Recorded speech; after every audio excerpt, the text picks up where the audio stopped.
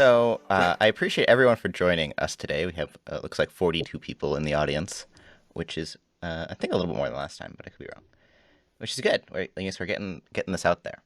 As a reminder, the NAT time is, or the yeah, I think that's how you're supposed to say it. NAT time is Yes. a sort of informal just discussion between members of the NAT and the community. So, of course, you can look at the forum post, which I'll go ahead and drop in here for further context. But we'll go through some specifically curated topics, and then at the end of each topic, we'll generally have an open Q&A.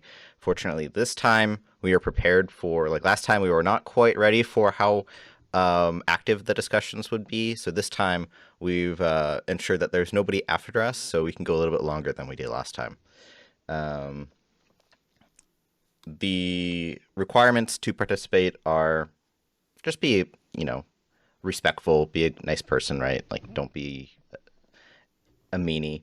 Otherwise, we will be removing you from the stream and you will not be able to participate. The recording is, well, we are recording everything. So at the end, I will edit it all together and then upload it to YouTube so you can review the chat log if you have to say leave during the middle of it. So hopefully this time is better for a lot of you anyway. So, um, Now Europe's awake.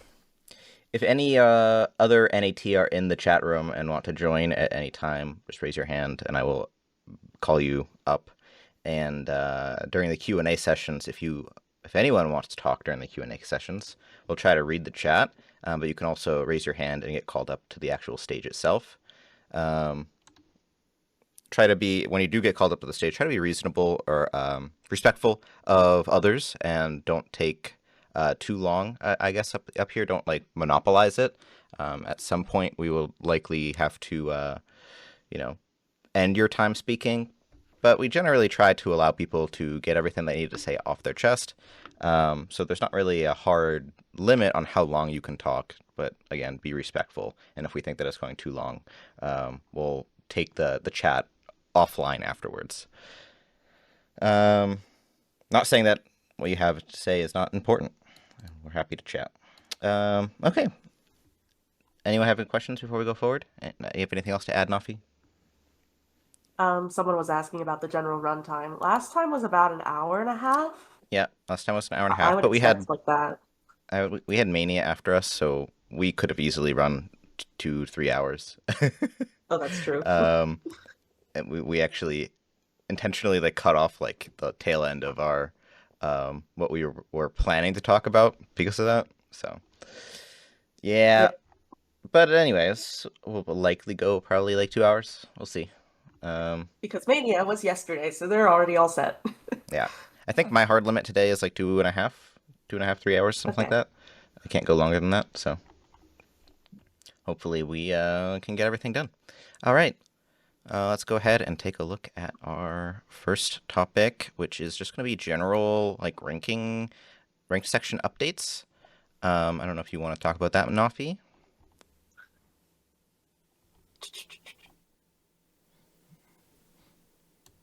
I'm going to reorganize We my had a Discord lot of servers. ranking criteria. I'm so sorry. My husband does that all the time, and now it's stuck in my head. Hello, I'm Noffy. And by the way, we are having these NAT times more frequently, so maybe every 2 months, just to stay in touch and on top of things.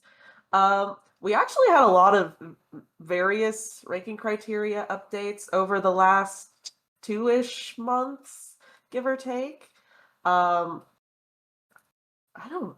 Oh, let me pick my favorite. Let me just go in order, actually. That way, I don't forget which ones we had on our list. So there was like the proposal of adding a. This isn't exactly ranking criteria. This was in the management subforum. If you need somewhere to go look for it, is the adding an activity limit for standard nominators, which got a good amount of discussion. Although a fair amount of discussion was actually from other modes when this proposal was specifically for standard. I linked it in the chat. I don't know. No, Oh, what? wait, that makes it sound like I was answering your question about why. Basically, there's a trend where the most active people tend to be a little bit less attentive just because they're so busy nominating so many maps, which this would basically forcefully put a cap on. It like the quality over quantity kind of idea, and also this worry about like NAT keeping up with what BNs are doing, or people in general keeping up with going on with what's in qualified too. So that was a discussion there. Yeah, but that's not an actual change that's happened. Um, Yeah. so that will be a discussion that we'll have a little bit later in the tea time. But I don't think there was Hmm. actually any new additions to the ranking criteria in the last, what, 2 months. Nope. That's why I just jumped into some of Yeah, the things that have been a topic lately. Um, we there's been definitely no have a changes to the lot ranking of criteria. things to talk about. Don't Yeah. worry. So Oh much to my talk goodness. about. Oh Yeah. my goodness, there's a lot of proposals. Okay. I do want to give a shout out to all of the new BNs, which there are quite a few in the last 2 months. Um, Mir is in the chat, I know, and he recently rejoined as a probationary nominator. And we also had Seto Mirror. You're Kosuke the and Elix. I think that's how you're supposed to pronounce that. Ellie. Saros and Chaosless also returned. So a bunch of returning BNs. And then we also had our BN mentee mentorship cycle wrap up. And so we had 6 new standard BNs for that. That was Cosmic Chef, CHR, Mario Kartia, Patamon, and Monster Sebas, as well as Bebe. And then those are the BN mentorship mentees that got added. And then we had, I think, 2 people, I guess 3 probably. 3 BNs. I didn't have this one written down, but we had Hazy got promoted. He was probationary in the last NAT time. So shout out to Hazy. And then we also had Zawajiro get promoted as well, I believe, in the last 2 months. So congrats to them Yep. as well. And They then we made had it through. Karcher.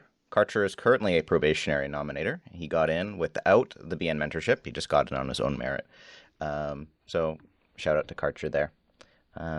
I think that's all of them. We I got a did lot of want new to, BNs. yeah, a huge influx of them. I don't know if there was really that many resignations either. Um, And I don't most really of our rejoins were from people that haven't been here in a in a while. hot minute. Yeah, Yeah. So you're basically new again. for sure, for sure. Um, so yeah, very exciting times. Looking forward to seeing what cool things happen. Um, Also, for the person in Mir's chat who says that we sound old, we're not old. You're old. Just say. Wait, Uh, what? yeah. Mir is streaming this. Oh, well, my goal is to be just like my grandma, so I'll get there someday. Uh-huh. Okay. I did want to have one of the BNs talk about what they learned about the process, but we just don't have time for that. So we're moving on. We were hoping to we were really trying to have elite nominators up by now. It's basically ready, but We wrote you know, everything, now we are just and waiting then we for the had to wait approval. I for the think design and the news post slot. it might be scheduled for Monday, tomorrow, I think. Maybe. We'll see. Tentatively. Tentatively. All right. Well, anyway, we'll see. We'll see what happens. It's coming. It's coming. Promise. Okay. So that's all I have for the state of ranked. Any thing I missed, Noffy?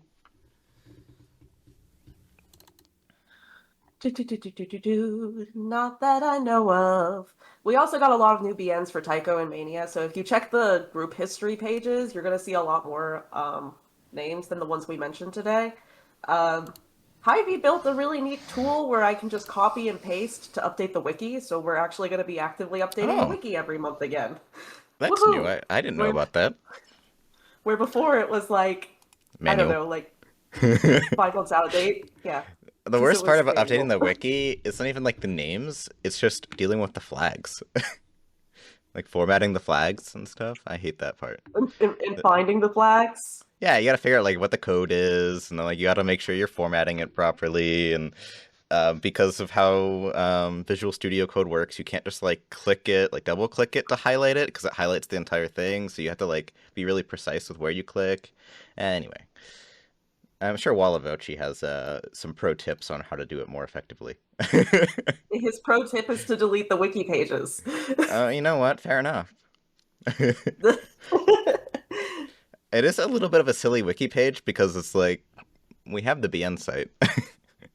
I wonder if it could just be like, I wonder if somebody could code like a script or like an API to just automatically update it. I don't know. We're like halfway there already. We're good. Yeah. Some kind of bot that just automatically gives you the wiki code. I feel like that's really easy It's to do. okay. Some kind of script. I'll be the bot at the end of the month, every month. Oh my goodness. MVP. All right. So, we did want to also talk about, because last NAT time, the major new update was the Veto system that was like brand spanking new. We don't have a ton of updates for the return of subjectivity, which was another one of the main topics last time, because we're still in this um, grace period, Transition. transition period. Yeah. So nothing's really majorly happened from that yet. You know, in October, theoretically, is when we could start seeing kicks, but again, we're not really there yet. And I think it's been going pretty smoothly overall. The veto system had a lot of iterations that it needed to go through, a lot of changes. There was many roadblocks, speed bumps in its It was a first rollout. very it was a very big stress test, to say the least. Yes, yes. So like they had to rework the BN site to actually accommodate the huge influx of traffic. So like loading times are so much better now. We also discovered that there's a lot of like white hat hackers out there in the community. So we improved security a lot. So just like a lot of behind the door stuff. So I think the first like week or two, Hy-Vee was like 24/7, just constantly updating the end site with new code and stuff. You know, it would always, and somehow all the major things would always happen like right before bedtime for him. So yeah, Time good zone times. mode. um, so there's more categories on the listing page. The listing has more reliable search and filtering now. They reworked the chat room system, so it's now there's dedicated chat rooms. I don't know if anyone's been on the BN site, like the Veto's page, since like the first several. But now each Veto has this dedicated chat room. It has its own dedicated chat room system, and there can be multiple chat rooms per Veto, which allows us to So then they set up rewrote it. a, yeah, they reworked that thing from scratch. So now one of the things that we somehow overlooked was that there was no way for, like, there was no system for post mediation chat rooms. Now there is, fortunately. um, because originally, I guess we just never thought that far. I don't know. um, and then, yeah, post mediation chat room as discussing. So there's probably some things that we missed in there. There was a lot of changes being made, so it's a lot more usable and fleshed out. Well, and we're also working on like so post mediation chat rooms is like okay, so the veto got upheld and now they have to discuss what would let them dismiss it after like actually making changes. So that's interesting to see kind of how that rolls out, especially functionally. Um, on a on a different note, we've also started running a remediation on a like over a year old Veto that's on the BN site Searchlights, right yeah. now, which Searchlights, yeah, that was the name. Um, we didn't have a dedicated button for it, so we kind of did it manually. So if it looks weird, like one person vetoed it all on his own, no, he was just pressing the buttons so that all the BNs can vote on it. Ah, Fleck abusing his NAT powers. Can't believe it. SMH. System age. uh, just shut down the NAT. Time to shut it down. Hey, that was last month. Last month? What do you mean? That was like last year. Uh, It's a recurring thing it was every year. yeah, exactly. It's in March. Every March something was wrong. Um, It's all the rejoins. It's Mir's fault. Mir, it's your fault. how could you, Mir? Yes. Mir QAT. All right, we're gonna move on. Okay, what was my next topic? Okay, so one of the things I want to talk about is that there have been many. Well, I guess we can stick on the veto system because I do want to get some opinions on like from the community on how we are feeling about the veto system now that the systems that the sort of a lot of the kinks have been ironed out, um, and see if there's additional kinks that we need to consider or discuss um, in order to make the system the best version of itself that it can possibly be. So this is where I will open up for hand raising. If you want to raise your hand and get called to the stage, you are more than welcome to. We'll also be answering questions from the chat.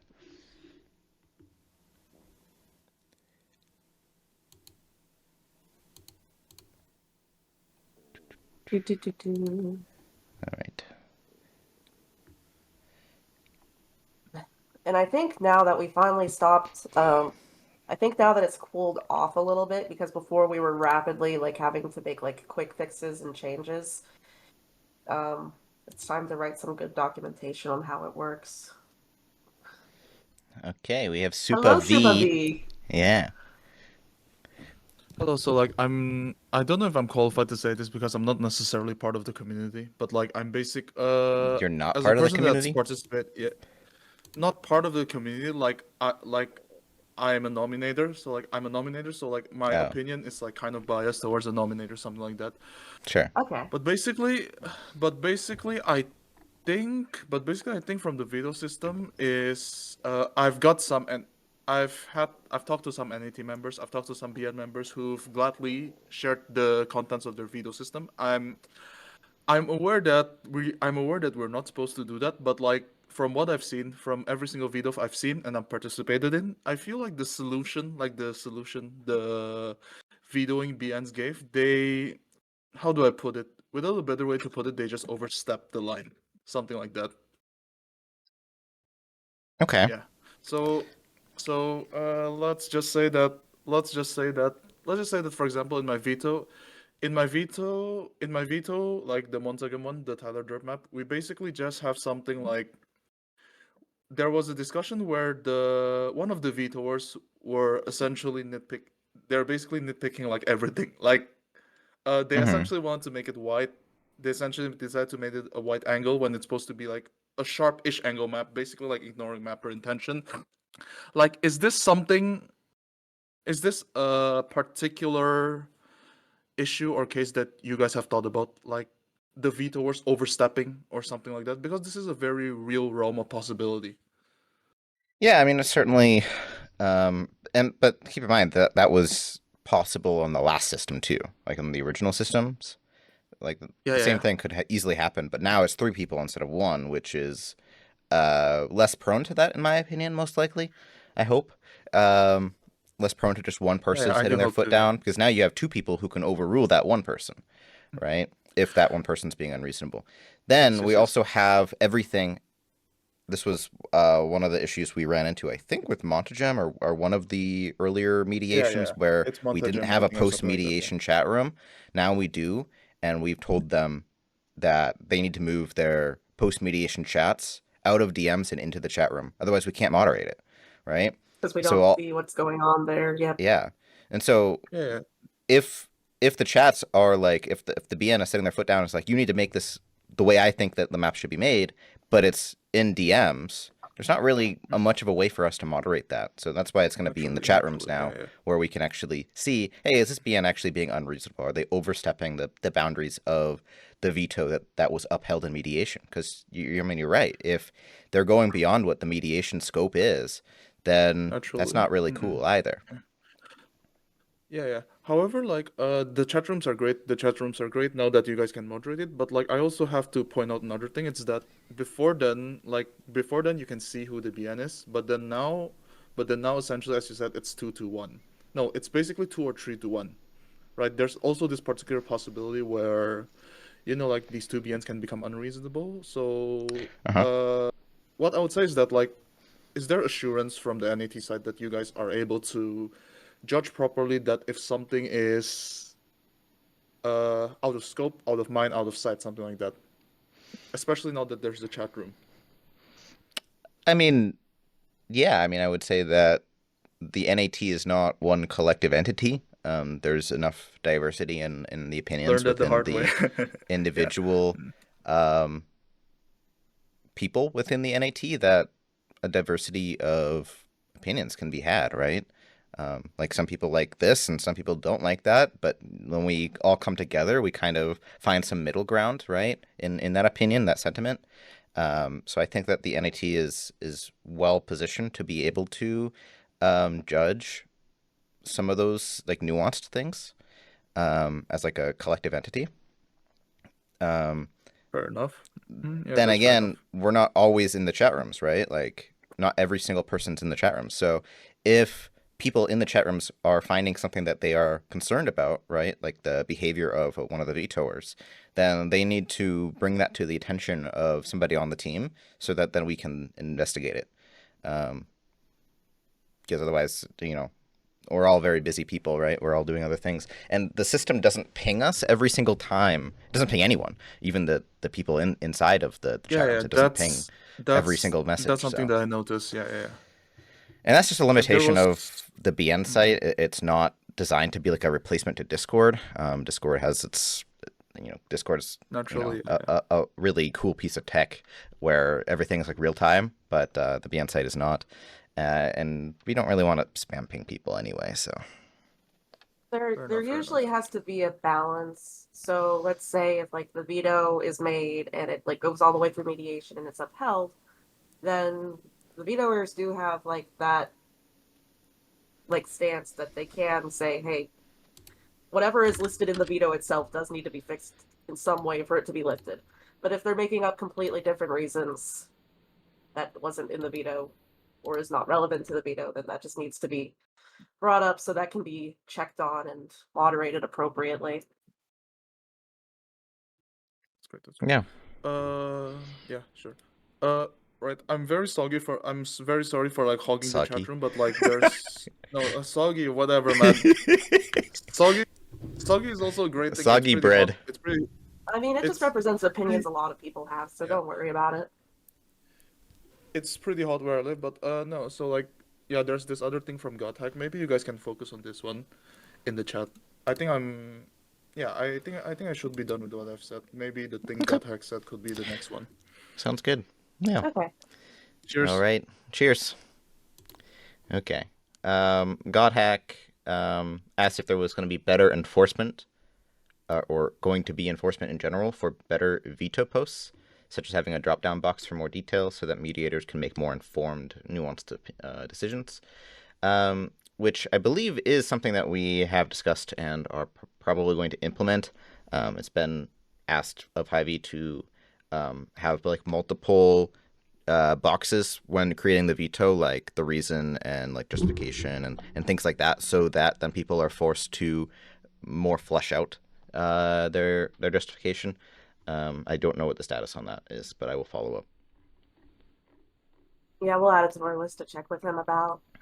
I think that one just ended up a little slightly lower priority compared to all of Yeah. the other VN side updates. It's definitely come up a lot of times. I think it's really important that we have that because there's also the dynamic of like, well, in the old system, you would make this whole detailed mod and then you would summarize it for the veto to vote on. And people are basically just putting in the summarized versions right now because they expect to be able to discuss it in the chat room, which makes it look a little bit empty on the initial post because you don't really want to start off a conversation with a wall immediately sometimes. Mhm. Um, I think I've seen this like sentiment that the lack of proper like mediation comments, I guess, like the comments that people leave on the mediation itself, um, results in like vibe voting or whatever. And I don't really see the validity in that myself because it doesn't affect the vote. Like people vote and then they apply their reasoning for why they voted it. But if they agree with the veto as it's stated, then like that reasoning is just like, yeah, I agree with the veto, right? There's not necessarily going to be a more nuanced. I agree with the veto because X, X, and X, and X, and X, and in Y because the veto already included that, like in the veto itself. So yeah, I don't really agree with that sentiment. There may be people who are just voting on the mediation because they don't like the map or whatever without reading the veto, and that is something that I've seen. But I don't know if there's like really a way to prevent that, and forcing people to type more when they don't necessarily have more to type is, I don't know if that's going to fix it.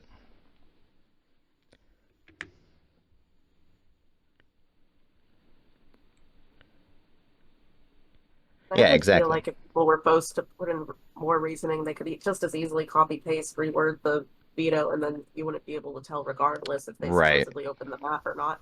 That is something I just expect people to have responsibility on, but there's not that many ways to like check it unless it's like egregiously saying something that's false about the map. Um, like for example, in like community choice voting, you have that check that you actually played the map to be able to vote on it. But when you're in the editor, and sometimes people use the editor offline, like I know I do that a lot. There's no way to have that recorded and like interface with the vote system. Mm-hmm. Um, I think Drago makes an interesting point. What's the Nat stance on votes like disagree with the veto but agree that the map shouldn't be unranked?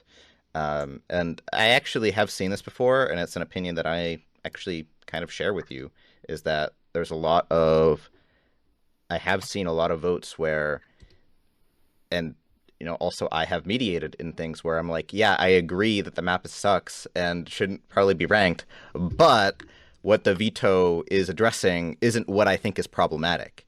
And in that case, I mhm. personally vote against the veto. I vote to overturn the veto because it's the veto reason itself is not why I don't think the map shouldn't be ranked.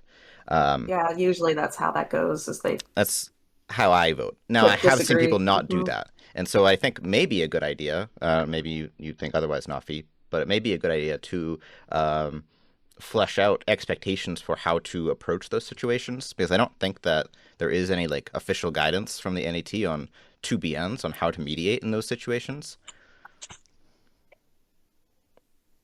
Let me write that down. Write that down. Write that down. You're in charge of taking notes, just saying. I didn't know that. I haven't been taking notes for the last 20 minutes. Well, I think that Um, the main notes were the thing that we need to ask about Hy-Vee and this. I mean, I have the recording if we ever forget something, so yep, sounds good. it'll be a pain in the Um, butt to go through though. you know what? We should bring back my genius idea that got thrown into the wind and then forgotten because it was so goofy. Is whenever you go to vote on mediation, it gives you a random screenshot of the map and you have to correctly list the timestamp before you can vote. Mapping captcha. Honestly, that was the only solution I thought of after a lot of thinking about it.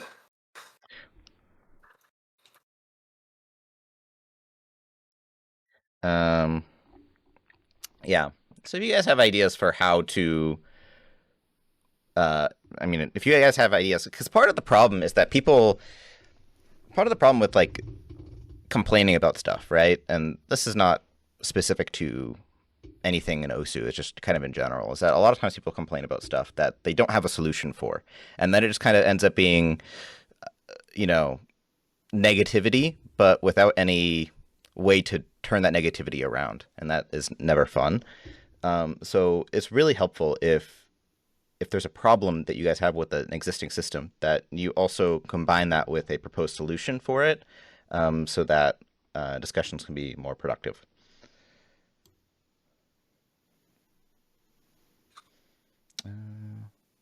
There's a lot of upvotes for this God hack comment, so I'm trying to read it.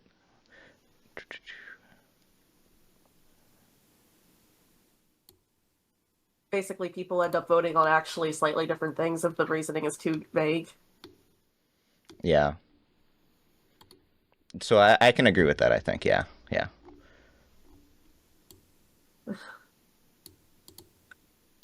As for mediator posts, I'll make a note of that because right now we do usually mediate them to an extent before it's posted. Um, although some vetoes auto-closed and that took me by surprise. That was not fun.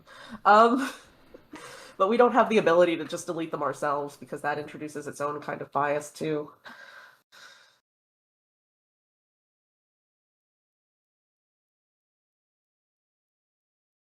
Let me see. I mean, part of the issue is that the BNs are it's a volunteer position. So if we treat it like a job, which we could theoretically, and hold people to like a ridiculously high standard, then it becomes really just unfun because now they're being moderated like babies.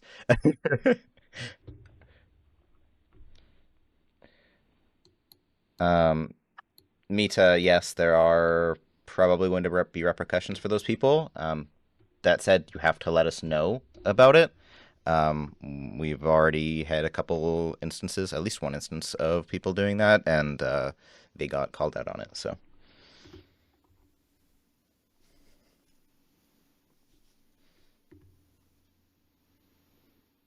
but yeah, just let us know because again, we're not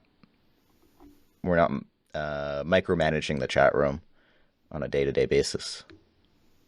And it does have to be like within a reasonable standard, especially when we're Correct. talking about Like 24 working with hours people is on different time zones. Yeah, correct. 24 Yeah, hours can feel reasonable, but in reality, it can be a little it's bit not. short. Yeah, yeah, definitely not. So Like really, there we're are looking at like times more that than 2 days if that's like super dead. right. I mean, there's times where, I won't be able to touch Osu for well over 24 hours. And, you know, that's just kind of how it is and when you're dealing with people with lives outside of Osu. Mm-hmm. 48 hours is probably a more acceptable standard, um, especially if they haven't said that they're going to be away for a while. But yeah. Okay. There's one hand raised. So we can call them up. And that's probably, after this, we'll probably call this discussion concluded for now, just to keep things moving.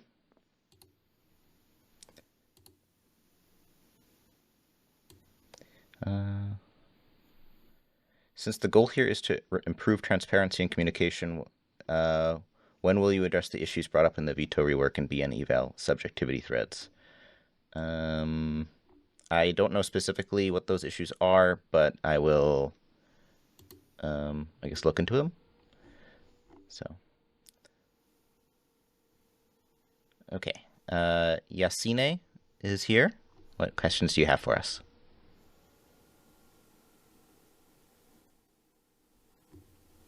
Oh.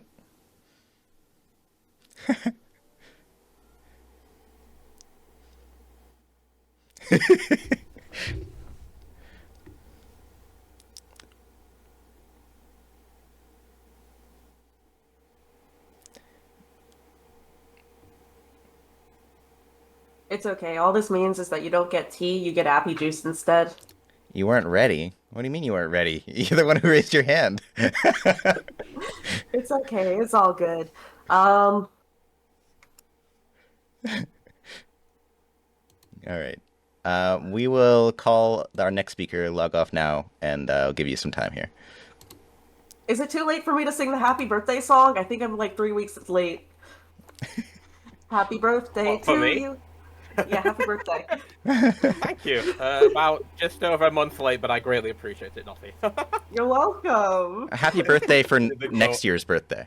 I'll say that much right now. Damn, you're like 10 11 months months early. ahead. Jesus Christ. You're going to be I'm 30 honored. next year, right? And I'm What? leaving. Thank you, guys. That's not... You can't just say that out loud in front of all these people. That's messed up. It's your first anniversary Okay. of your 29th birthday next year. Congratulations on turning Sure. 21. Yeah, now that's the kind of shit I can get behind. Yeah. Congrats on turning 12. Okay, what did you Whoa, want to you talk can't say that about? on Discord. It doesn't work if Gonna you get keep me in going trouble back. Yeah, there's going back, that's fine, then going back a little bit too fast, a bit dodgy. Okay, fair enough, fair enough. There's a sweet spot. Got it.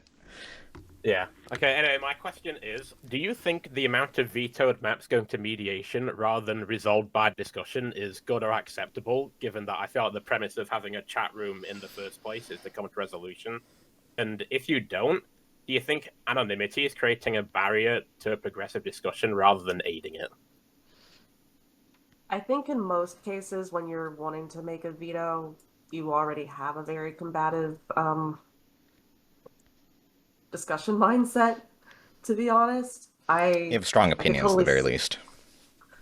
I could totally see that. I don't think that's particularly a consequence of anonymity, but it's a discussion they would have been unable to bring up otherwise in some cases.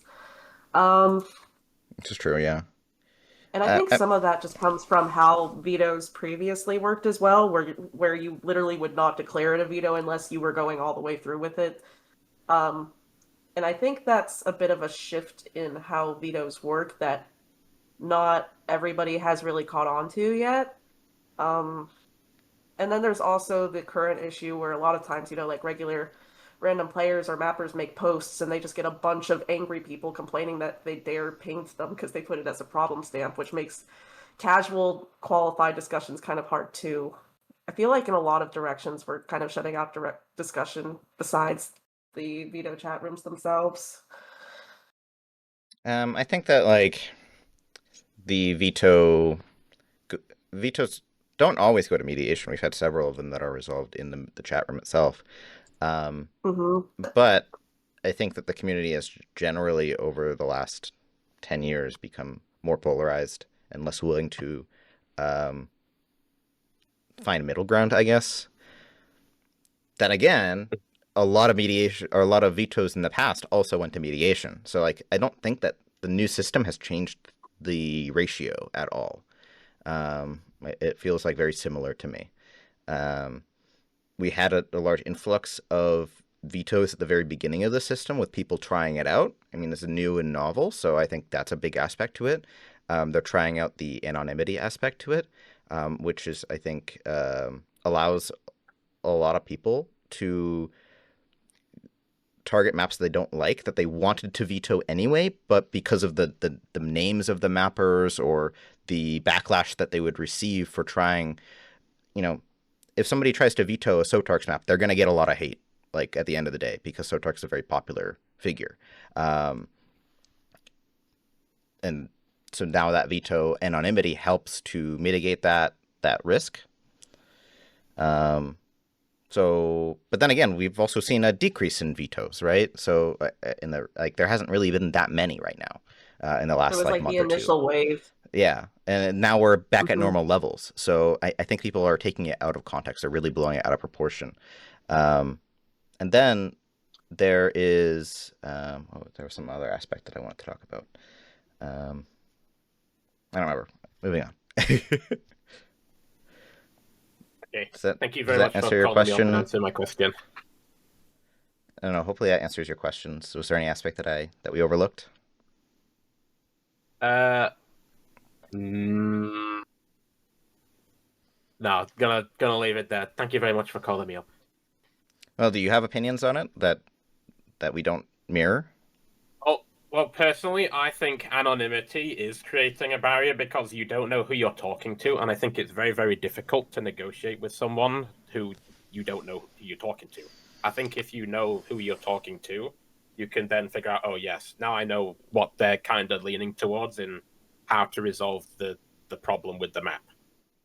Just in terms of like, right now it feels like mapper intention isn't really being taken into account, at least based off of what the chat logs that I've read on the BN website once they've been released.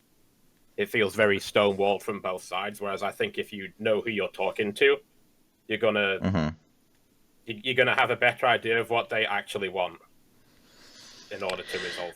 Yeah, I mean, I think that in a perfect world, it's not anonymous, but we've seen time and time again that anonymity, or a lack thereof of it, does result in like negative consequences for the person vetoing, even if they had the bestest of intentions, even if the map was like super terrible and needed to be vetoed, right? Like I'm sure that there's maps out there that you think that you could agree with the veto on, not necessarily recently, but over all of the vetoes in all of Osu's history, I'm sure that there's some that you would agree with.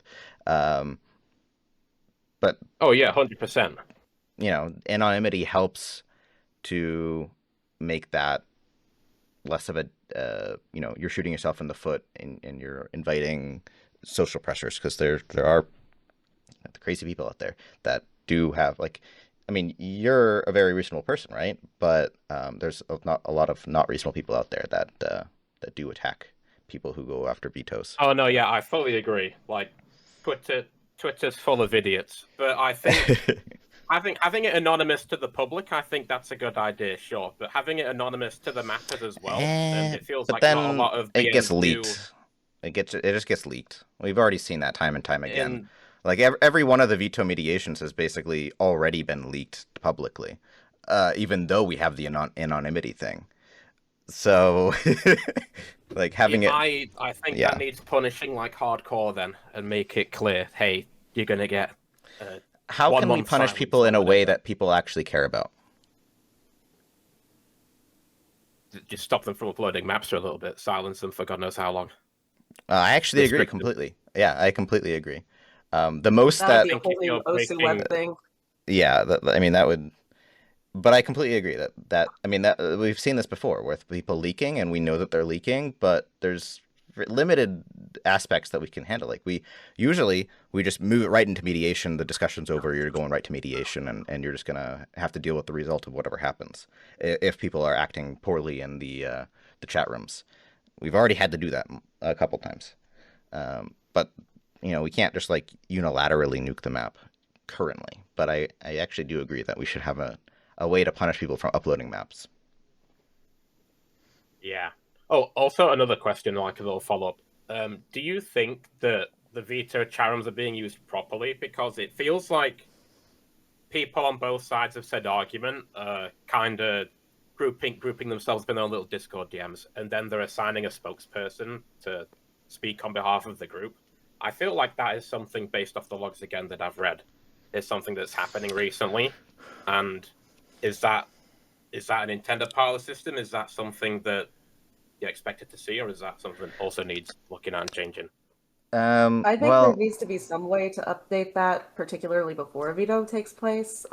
correct. Because doing that is helpful, because then at least you have one unified opinion instead of immediately arguing against three actually different opinions. I think it's really important that the three vetoers, and I kind of group them all together because effectively, to me, they're the same, need to have a unified voice. Like I think that's really important. Yeah. And usually, I agree. that results in a middle ground, that results in the scope of the veto being lessered than it would be otherwise. Speaking as somebody who, it's public information at this point, of course, because it all got leaked. But I was the person who did the first veto in the new system, and I quickly ran into several of the limitations that had not been fixed yet. One of them being that there was no sort of guidance on whatever I put in the veto formation thing is exactly what the veto is that gets posted, which you had to be very specific then, because I didn't realize that it was like, oh, we're just going straight to veto with that. And so I had to then, in the chat room, expand exactly as to what the scope of the veto was, instead of just saying what my issues were. And then we had no way to know who the other vouchers were, and we had no way to edit the scope of the veto in the veto itself, right? So now that contributed to making it a little bit more confusing. It made it very confusing what the because vouchers wanted, what the vetoer wanted. And we actually ended up reducing the scope of the veto. Things that were originally going to be in the veto were no longer in the veto, because after discussing with the other three people, or the other two people, we were like, yeah, this stuff is actually technically okay enough that we're not gonna like harp on that, and we're gonna focus on more of the really important things. So now I think that we are actually showing who the other vouchers are to the vetoer. I think, unless that's not changed yet. I haven't done a new veto since, so. Okay. So Thank you very much for calling me up, gamers. yep. See ya. Thank you. Thanks for See coming. you later. Okay, Yasine, it's your time to shine.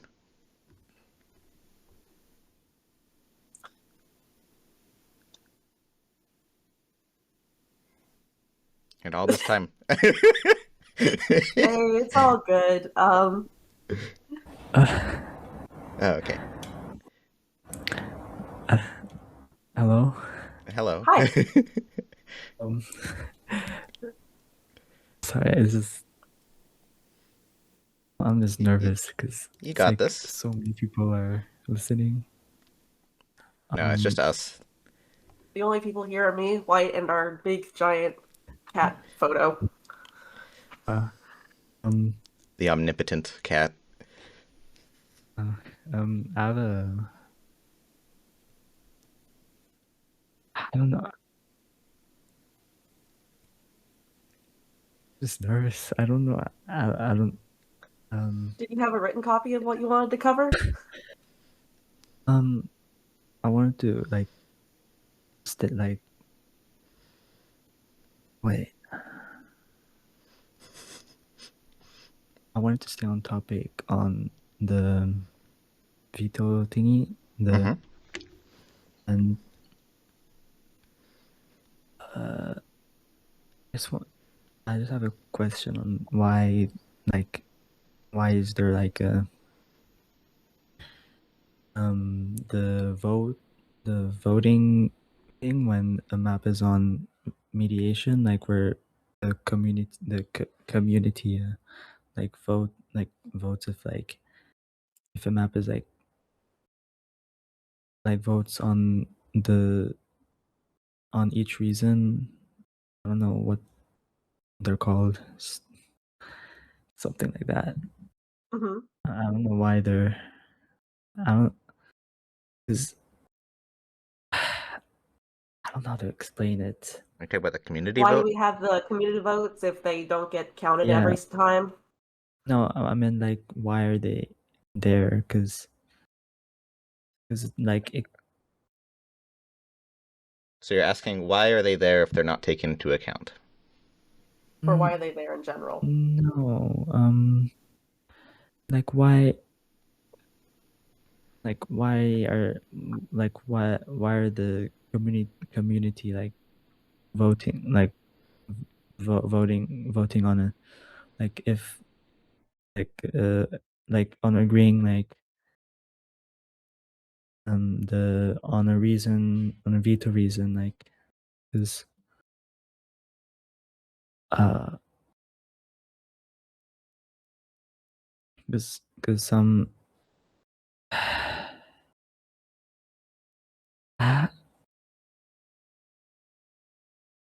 If you want to just type it out, you're it's more like than welcome to do that. uh, yeah, but okay, it's like some some people, some people can like just yeah, I don't know. Some people can like troll like just like troll around and just like vote like what like spam vote or something. Okay. So why are they Or, voting on things that they're not taking seriously? That kind of thing. like why are they why are like why are the community like allowed to like vote on it on the Mhm. maps? Mm-hmm. Some kind of like that. There's a Well, couple of reasons, because on one hand, if you have a better sense of scale, individual trolls are a little bit less effective, although that really just depends on how much participation a veto gets, of course. We wanted to add it because it just completely being exclusive, it further encourages people to never think about it on their own, what the veto is about. And it serves as a good tiebreaker. If BNs can't agree, the community can figure it out. But the other thing is, it's also really useful in the future if we have, even if like the community votes don't always affect the outcome, the votes themselves are really, really meaningful, because before we would only know like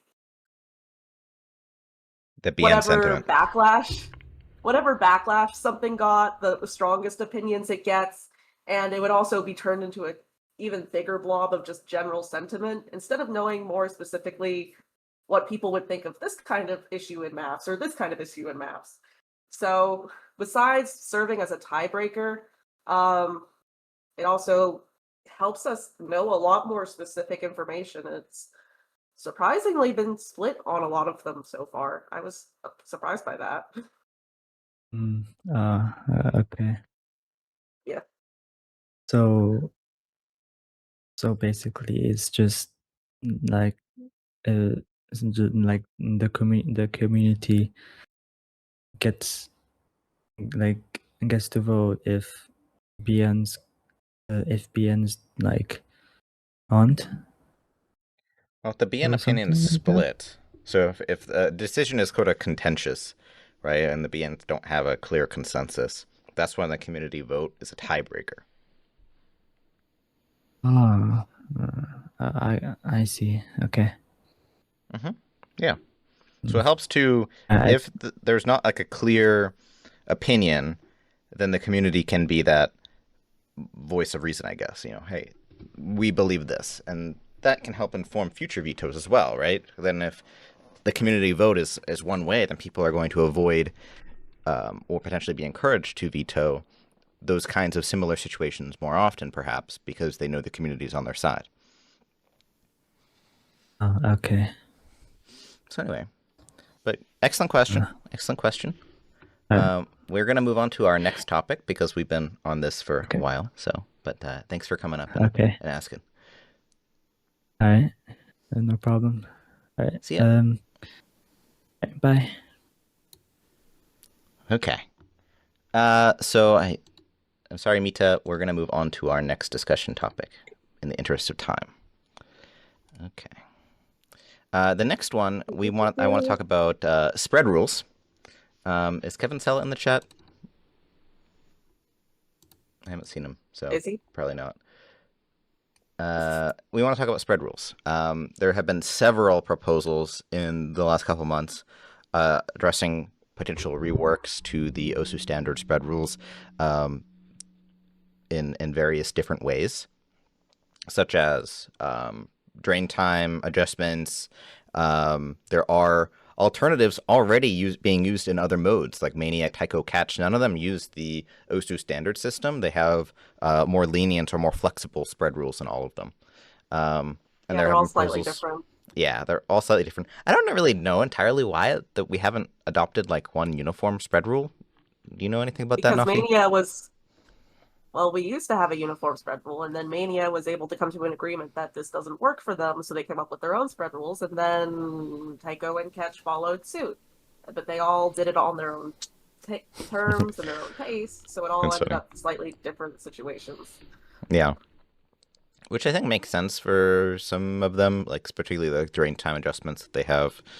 But anyway, so there's been a couple proposals, and we just kind of want to have chats with the community and see if there is interest in potentially making adjustments to the spread rules and what those adjustments you think would be best. So hopefully y'all have seen some of those proposals. Mappers should stop being lazy. True. It's a little bit of a tricky topic because sometimes people use all of the pre-existing maps as an argument for getting rid of it entirely. But I've been in a lot of edit communities where spreads weren't required, so every single difficulty was like 10 stars and there was nothing else. Of course, I'm not saying it would be that extreme, especially because people love to map chill songs. But That's probably it's a little actually a tricky big because reason. then Yeah, super fee. you end up with only the older songs that have spreads. And Hmm. sometimes people shoot Yeah, themselves in the I foot think because we they still make do less need. difficulties. And they wonder why they get less plays, and it's like, well, you have less difficulties. Um, and that kind of contributes to it too, but that doesn't mean we should force people to do it. In my simple opinion, I think it should be simple. I think all of the break stuff is really confusing. BNs get confused by it, mappers get confused by it, it adds leniency, but it's like there's so many layers of bandages that it just ends up kind of tangled. So how would you propose get simplifying that? Well, me and Oko did that last year and it didn't go anywhere. Yeah, that's the problem. Is that a lot of these proposals don't really get enough clear sentiment. You know, they need more of the community to participate in that decision. Participate, yeah. Because it's such a Um, huge thing, you can't change it on a whim, but it's yeah, really, yeah. there's clear signs it needs some kind of update. So, uh, Riverism mentions my spread proposal, which I do think is one of the better options because it takes the existing system and it makes it so much easier to work within. Because I think a huge problem with the existing system is the requirement for spread gaps to be bridged, right? You can't have like a super easy normal and a really hard diff because then there's too much of a gap between the two, and now you need one or two filler diffs between them that you didn't need before. And it's like, okay, well, if it'd be nice if your guest difficulties or whatever were, mapped in a way that you didn't have to do it. But why are we telling people what they can or can't map or how they have to map in order to accommodate spread rules? So yeah, the proposal is just to get rid of that requirement to bridge those gaps as long as the difficulty meets the stated requirements of what a normal has to be or what a hard diff has to be. Then it would be fine in terms of that slot. Saying that most BNs don't care about spread gaps is completely incorrect. And even if they don't care about it, the NAT do care about it, and then that BN gets warned for it. So it absolutely is important that people are following the rules, as kevincela said. Actually, kevincela, do you want to come and talk? Since you're there. Hi, spread. We're talking about spread. Talking about spread. He let himself Hello. on. Hello. Hello, Oh no, hello, hello. now I have to get you on the stream. Oh boy. Nah, no need. I don't have I much got to you. add actually. Like, uh, yeah, as seen in the thread, there are like a lot of opinions about spread. There's no real consensus, is what I basically discovered while asking around what people think about current spreads.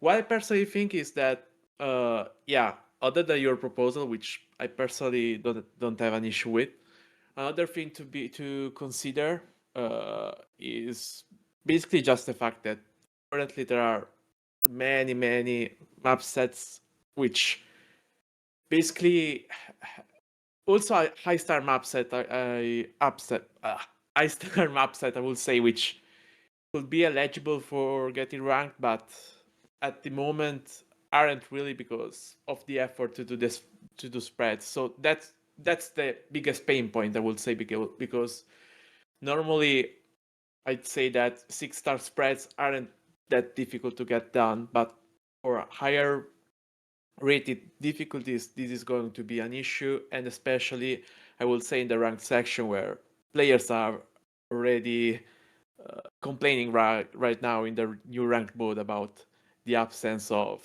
like variety in the 8-star category, because like obviously there is a match at the moment. So one thing that I hope we can achieve with widespread proposal or anything else, or maybe another kind of proposal which maybe makes it so that maybe spread gaps are are present for lower diffs, but not for higher diffs. Like, for example, you can have a 6-star, then an 8-star without any problem. Yeah, I think something like that needs to be done, at least for the higher ranks, because I think currently they're the ones. It's something that's clearly being asked by players, from what I'm seeing, at least. So yeah, that's the main thing. Another thing was, again, that as I said in the other NAT meeting, the current wording for spread is very, very difficult to parse. So I've been thinking about maybe trying to make it so that it's easier to parse, but the issue is that it's very hard to do. I've actually tried to do a number of like rewards for the spread. Actually doing stuff like defining what is a required spread versus diffs which go outside the spread, just to make a clear separation between the two. But it's never easy because there are tons of edge cases to consider. So that's one thing that I want to continue taking on later on. But I think I see that currently a lot of I think that the main pain point people are seeing are basically in the high star map set mostly right now, other than like the wording thing. Yeah. I think the I issue with see a mint lot ice of cream. I think a lot of the proposals reference star rating, which I don't think has a place in the ranking criteria because it changes outside Yeah, of the it's not really. community's purview. It's not Yeah, accurate. for ranking maps, as it's we know. yeah, for reading maps, it's very difficult to like have a correct estimate. Like we got By a the way, lot I of see. 2-star maps, but to almost 3 stars in the last rework. So like, it would be difficult to keep up with that if we ever put that in there. Yeah.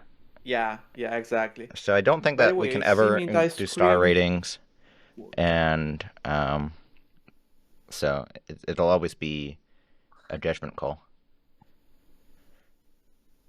Yep. Okay. I'm inviting here mint ice cream since he wants to talk. Okay. Okay. Hello? Hello. Okay. So this is also a concern that I have, but also I'm live right now, and this is a concern that most of my chat has about spread rules. Other than just pure low to high diff spreads, one thing that we're concerned about is about the criteria for a low diff in general. There's a sense that like the rules listed on the ranking criteria are kind of weird and awkward. And honestly, we could just have much better spreads by allowing like more engaging gameplay and stuff. Like if you look at other rhythm games, we have more engaging lower difficulties and then like honestly slightly harder ones. And well, some of my chat saying like the currently the low diff criteria seems to be patching the hole of having a more streamlined and like a thing of the past, like a more streamlined process to rank. So I think some discussion on that would be helpful. Yeah, I that's guess what definitely do a you? topic that. Yeah, he's saying mainly that at the present he feels that current guidelines are pretty restrictive for lower difficulties in a way that like most of lower difficulties nowadays are just, I will say, this is my opinion. I think they are mostly plain boring. Like they don't offer much in terms of like variety, which I agree with. Yeah, it seems like almost algorithmic, you know, you just place the circle, you place the slider, you do distance snap, make sure it isn't like too dense, and then like it is boring, and I think it could be a lot better. And I feel like if we let go of some of this criteria, there would be more incentive to make low diffs as they're more interesting to map. Yeah, I mean, keep in mind that you are, if there's specific things in the criteria that you think are unnecessary, then please go ahead and make a proposal to have those things removed.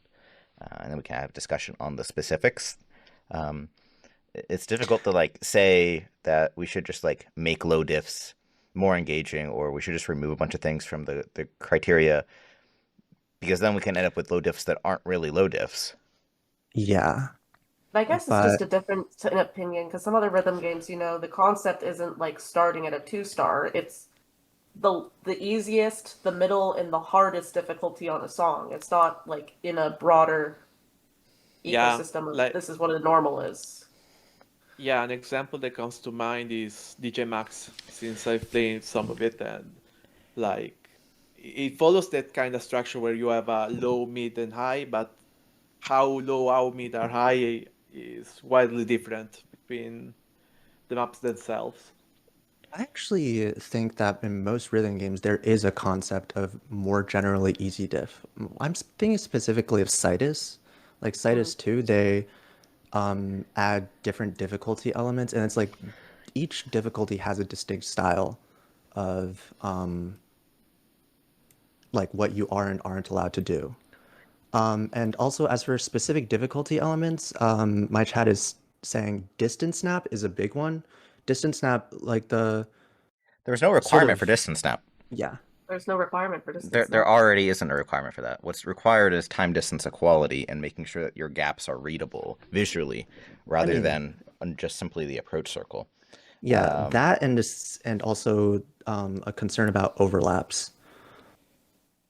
What's the concern with overlaps? I think the How normal concern that difficulties. overlaps are more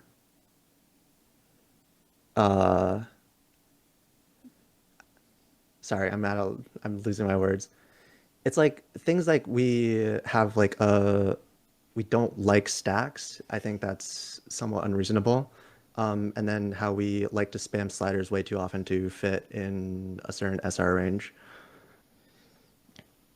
I agree that slider spam is really very common and really bad in low diffs.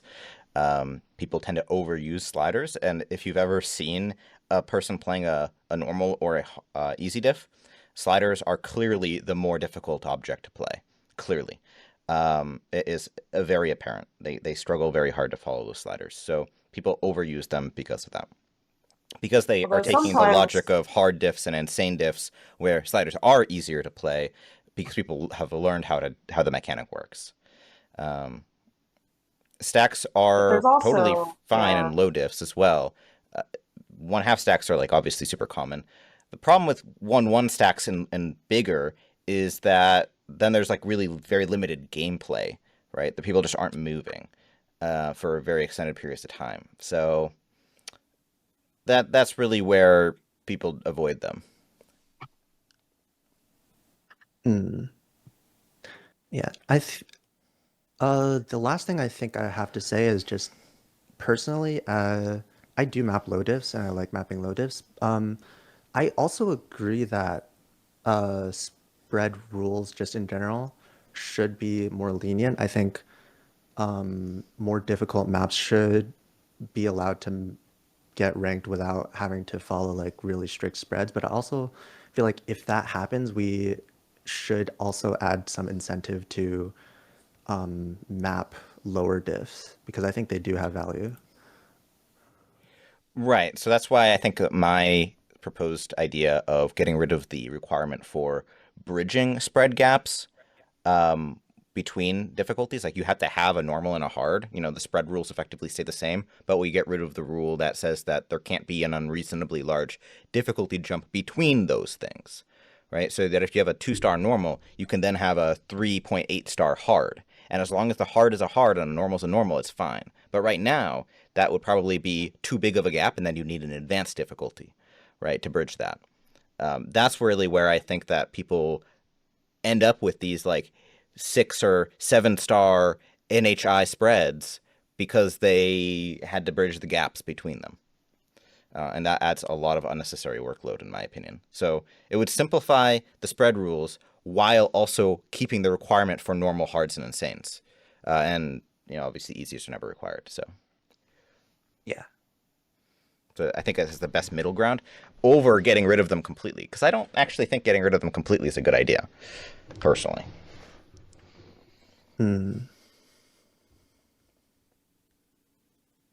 diffs are really required. Part of the other issue is that I've seen an increasing trend towards really difficult low diffs.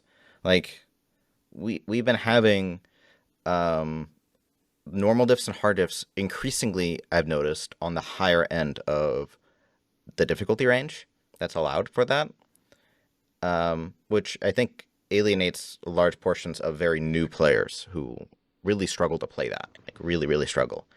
I personally, because that's talking about my low diffs, I personally think that I trust in new players more to understand those maps and have enjoyment with them, because otherwise, if we that is one of my main issues with the current low diff criteria, which is that I feel kind of disrespectful to new players, if that makes sense. It feels like they can't really understand much. I think that which I feel like is I kind of agree, but I don't agree that it's the ranking criteria that's doing that. I think it's the way mappers are approaching it that's doing that. And I think the reason is that they are forcing low diffs to fit in the spread because they don't want to map more diffs because the difficulty gap is too big. And so as a result, they are sort of approaching it like it's a template rather than actually the safest way possible. Exactly. Because they want to map it safely so they don't have to make another difficulty. Right? Whereas if we get rid of that, they can make a low diff that actually fits within what is technically allowed. Technically, a low diff doesn't have to conform to distance snapping exclusively, right? It doesn't.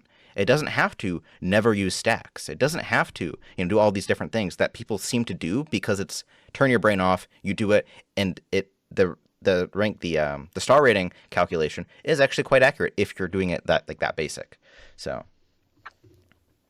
Yeah, that might be the case. I personally am of the opinion that most of the community has just simply a very rigid idea of what a low diff should be. Correct. And it's, again, because they want to reduce the workload of they want to play it safe and not have to make another gap or bridging difficulty when their BN says that their difficulty gap is too big. My opinion is, even that aside, people would say, oh, this hard diff has too many overlaps or sliders are too weird. You should make it a light insane and add another, because people will. I mean, I have been on a set where the BNs have essentially upgraded my diff to a light insane and then gotten the set owner to make just another hard, and then I'm just venting at this point. Well, I think that's reasonable because the hard difficulty is supposed to introduce, I mean, obviously I don't know what specific map you're talking about, but again, the hard difficulty is supposed to introduce insane difficulty concepts. It's not supposed to be an insane itself. So if it's very possible that your hard diff was too advanced to be a hard diff. And even though the SR is low, potentially, it doesn't actually make it, and it's a hard diff, right? Like, there's many 3-star insane diffs out there. And just it's the difficulty elements that are within it that decide that. And that's where people play it safe, is that they don't play with what they could do difficulty element-wise, because they don't want to run the risk of, oh, your normal diff is too easy or too hard for a normal diff in the context of the spread itself.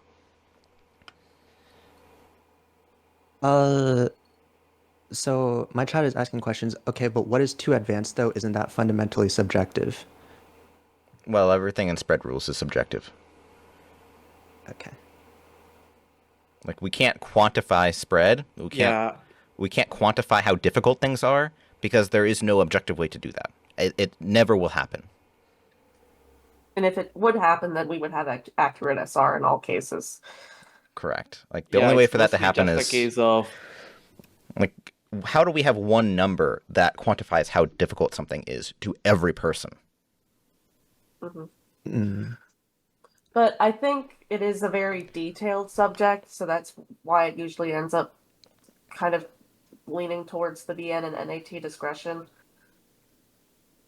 of what difficulty something qualifies as, but it also directly relates a lot to its complexity rather than its sheer mechanical difficulty.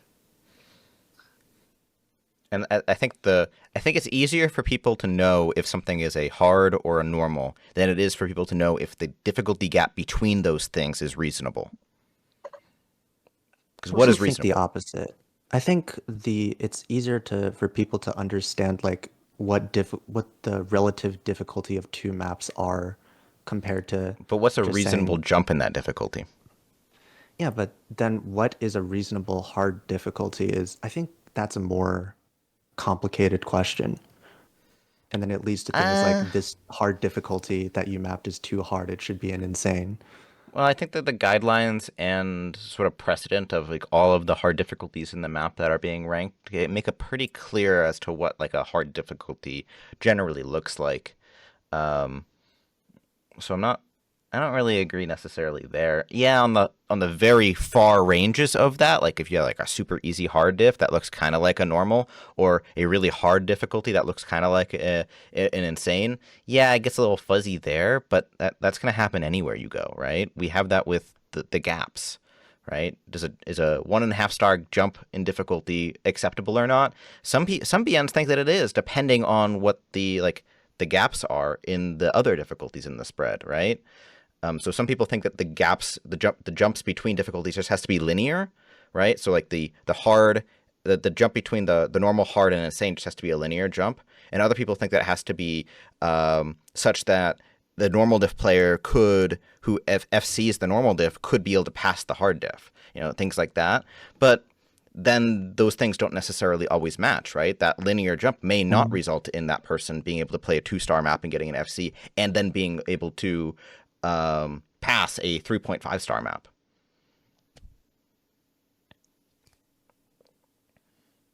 Right? Yeah. So we have these differing opinions in terms of like among the BNG on how to address this guideline. It's not even a guideline; it's a rule with the spread gaps that this I think is silly, right? And it does result in people getting bonked on their BN evaluations because the NAT decides that they should have caught that, right? It results in people getting bonked on their BN evaluations for not catching it. It results in maps getting disqualified because they didn't catch that, right? So it is a real thing.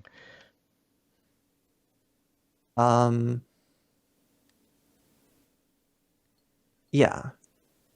The really main point is, well, you talked about how looking at essentially prior precedent of maps, there is an expectation of what a hard diff is. And I think that is mainly my point of maybe the expectation is wrong and it's like too easy. And then we should be encouraged to try more new things rather than just stick to established formulas of lower difficulties. Yeah, I mean, I think that there's always going to be a cookie cutter template for what a normal or a hard looks like. I think it will always be the case. Some of I it is don't more think it cultural should rather be. than. I Some didn't. of it's really I mean, I'm a not lot more saying a cultural good. than ranking criteria. Yeah, I'm not saying it's good That's or a lot bad. harder to change. I'm just saying that it will always be there, no matter what we do. There will always be a template for what a normal and a hard looks like, because people will always view it as a chore, because there will always be limitations on what you can do in a normal and a hard diff. Not saying Yeah, I everyone, don't think that but has to be the case. I think there can and should probably be. I don't know if it's possible from the NAT side, but at least from the dev side, there should be some sort of incentive to make lower difficulties aside from it is enough, like it is a chore to make on the road to making a spread and ranking it.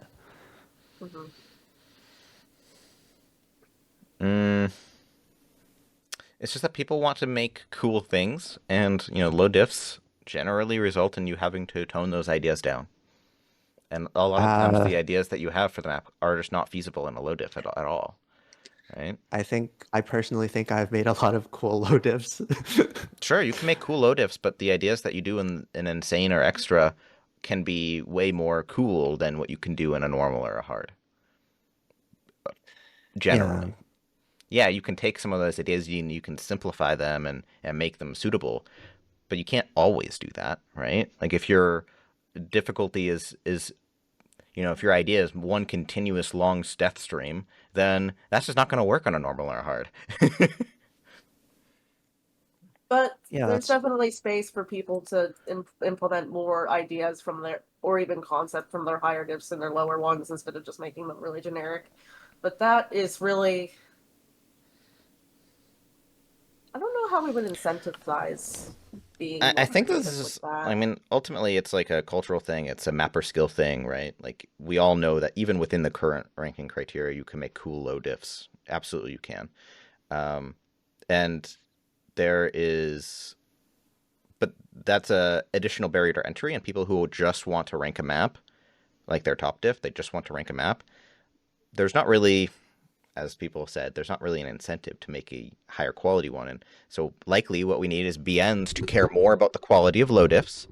How do we do that? I have no idea, right?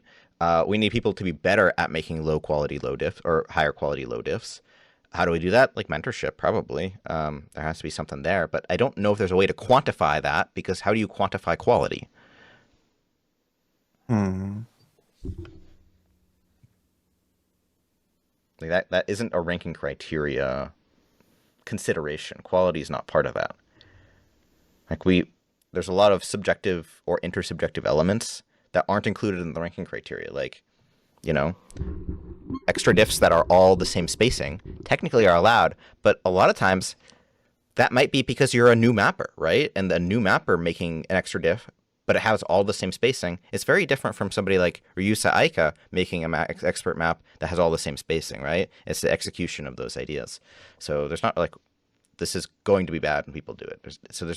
That's why I can't go in the ranking criteria.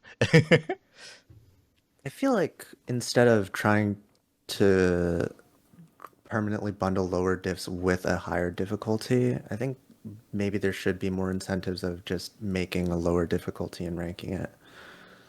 I mean, you can already do that Yeah. for the most part. It's just But that it's, people I again feel want like, to yeah. really capture what the song offers, and usually a hard diff doesn't really allow the mapper to fully express that. Not that you can't already probably do that, right? There is technically a rule that the highest difficulty has to like match the vibe of the song, right? But that's extremely subjective, and so realistically, you could probably have a hard diff, but then you have to have BNs willing to nominate that, right? And why would they do that? Right? What's the incentive for the BN to pick that map to choose to nominate? And we can't force BNs to nominate maps they don't want to nominate now, right? Yeah. There have been ideas like one of the things that we could maybe do is have some kind of like spotlight system, like curation system. But then again, that results in more drama, because then people who are upset that their maps weren't picked for that specific like a highlighter award, right? So there's no real way to win. Yeah, there's definitely been some discussion about new systems which could help promote quality maps, basically. We are already doing something with. I can talk since I'm in the daily challenge team, but basically we reserve the first week of each month to showcase what we think are cool maps from the previous month. So this is something we are actually also trying to work on to actually try to see some mechanisms to promote, as Logov now said, getting good maps, because there isn't much of an incentive nowadays. That I do agree with that. Yeah. But yeah, Mhm. I think, yeah, just in general, it's a question about incentives and how to build systems around trying to promote better maps. But yeah, I think that's it for me. Thank you. Cool. Yeah, thanks for coming. All right. We will probably have to move on to another topic here, but Super V next. Okay, I'll do Super V and then that'll be all for this topic. Right. So really quickly, like regarding our spread rules, like I completely agree that high diffs are an issue, right? I completely agree high diffs are an issue in a map, especially. But then I do have a particular question, like, spread based on what? Basically, like, where do we judge a spread?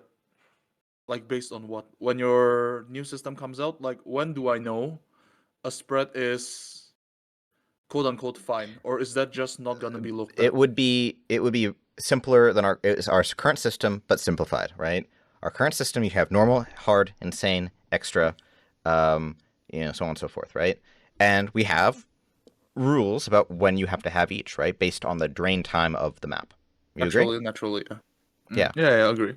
But we also have a caveat there that your normal diff and your hard diff can't be too far apart in difficulty. They have to be a reasonable jump in difficulty between them. You agree? Yeah, naturally. My proposal is to get rid of that second caveat.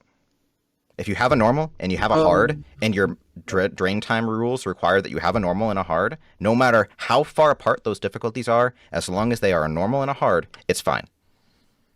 Right. So based on that, actually, can I like follow up by a question? Like, are you Yeah. okay with borderline things? Right. So to elaborate with what I mean by borderline things, like as a BN personally, I see a diff based on precedent. Basically, I compare a normal Yeah. diff with a normal diff. I compare a hard Yeah. diff with a hard diff. First of all, yeah. So for example, we know, let's say 180 BPM. Normal shouldn't have 6 or 7 more than 6 or 7 object gaps. Hard diff shouldn't have too much 1-4, unreasonable 1-4, etc., etc. But then on top of precedent, I usually see the spread, right? But how do I know if the spread is fine when there is no spread? Because like Well, like, you for would just example, judge I've met a lot of is the difficulty again, there normal, is still a yeah. spread. It's just you don't have to compare the hard diff to the normal diff anymore, right? You don't have to So, compare right. the hard diff to the insane diff anymore, right? It would just be, hey, is this normal diff a reasonable normal diff in compared to all other normal diffs that I've seen ever, right? Like you're already Yeah, doing fair. that. But then you also have to do a second calculation of, is this normal diff reasonable to this hard diff in this spread?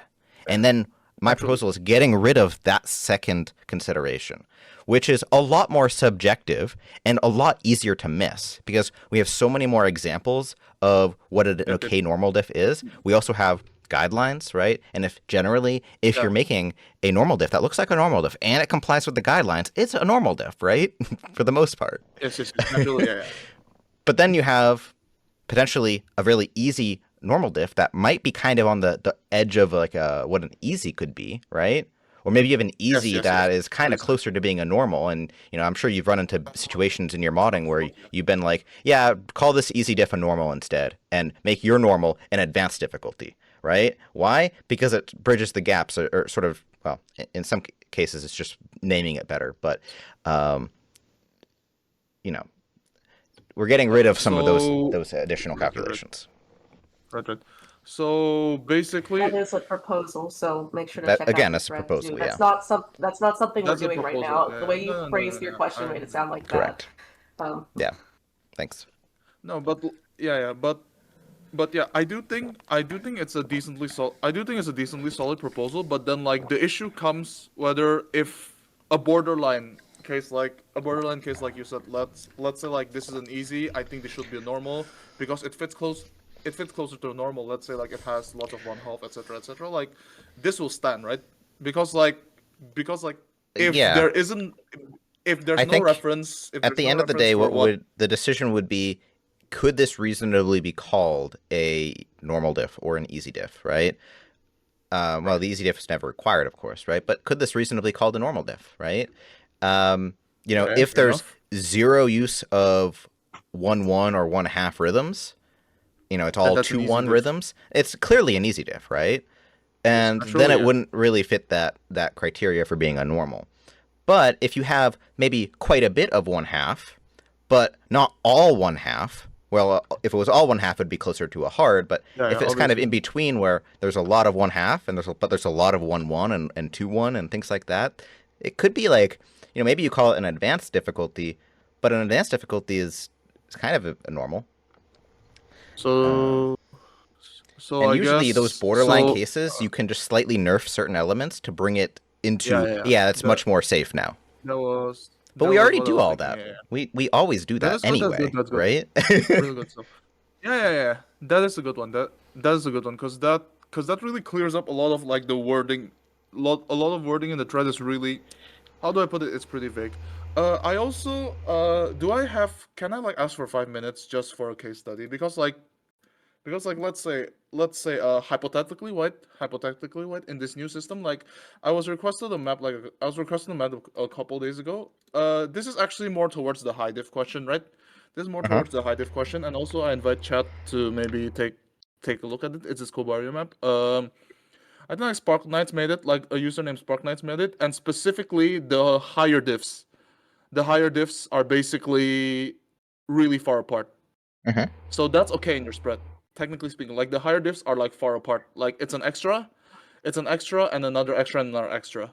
And like Yeah. the first extra is like a normal extra. Just assume it lit as a normal extra, a normal simple extra. The higher extra introduces like lots of streams, and that's like 250 BPM streams, jumps, higher density. And then like Yep. the highest diff essentially just takes it up to level 100. But Something like, like I that. also think that like just based on, well, at a glance, Just I'm not based on look, like the SR and shit. Yeah, yeah, because just like basing on the SR, it's not necessarily unreasonable that it would be okay in the current spread system either, I'm right? aware. And Yeah, anything I'm that's aware. okay in the current spread system would in no way be affected by my proposal. Seems like a pretty good proposal, I think. But seems like a pretty good proposal. But again, like I was basically asking to clarify something about the spread part because like the spread part is really, really, how do I put it? Aggressive. It's not necess. It's no. How do I put it? It's not worded well to be yeah. Without a better word to say for it, I don't think it's particularly worded well. What spread Yeah. thing isn't worded well?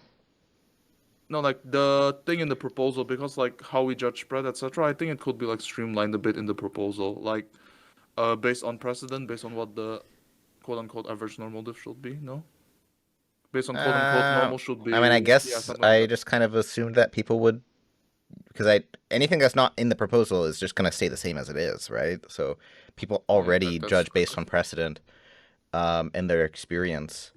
So, like, of course, that wouldn't be changing with my proposal. that's fair enough. I think it's decent. Yeah. Cheers then. Thank you. Yeah. See ya. Okay. See ya. Okay, let's move on.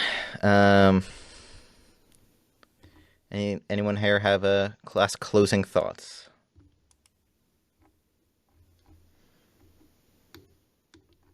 My only closing thought is if those in the chat want to comment on spread rule related things, please just go ahead and hop on the relevant forum thread. There have been other proposals like spread rule leniencies as well that please do go ahead and join those discussions. Because we can change these things, we just need more involvement from the community.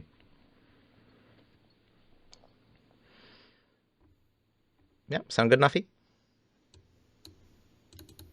I'm just reading over my list. Yeah, that sounds pretty good. Cool. Okay. Do we want to talk about maximum activity limits? I don't know what to say. I don't personally support it because I supported it before and it didn't do anything. So I'm just like, this is pointless. That's my opinion on it. Yeah, that's fair. So I'll just like leave stuff in the chat for people to reference. Charles, did you want to talk Okay, about the thank you. last thing or the new thing?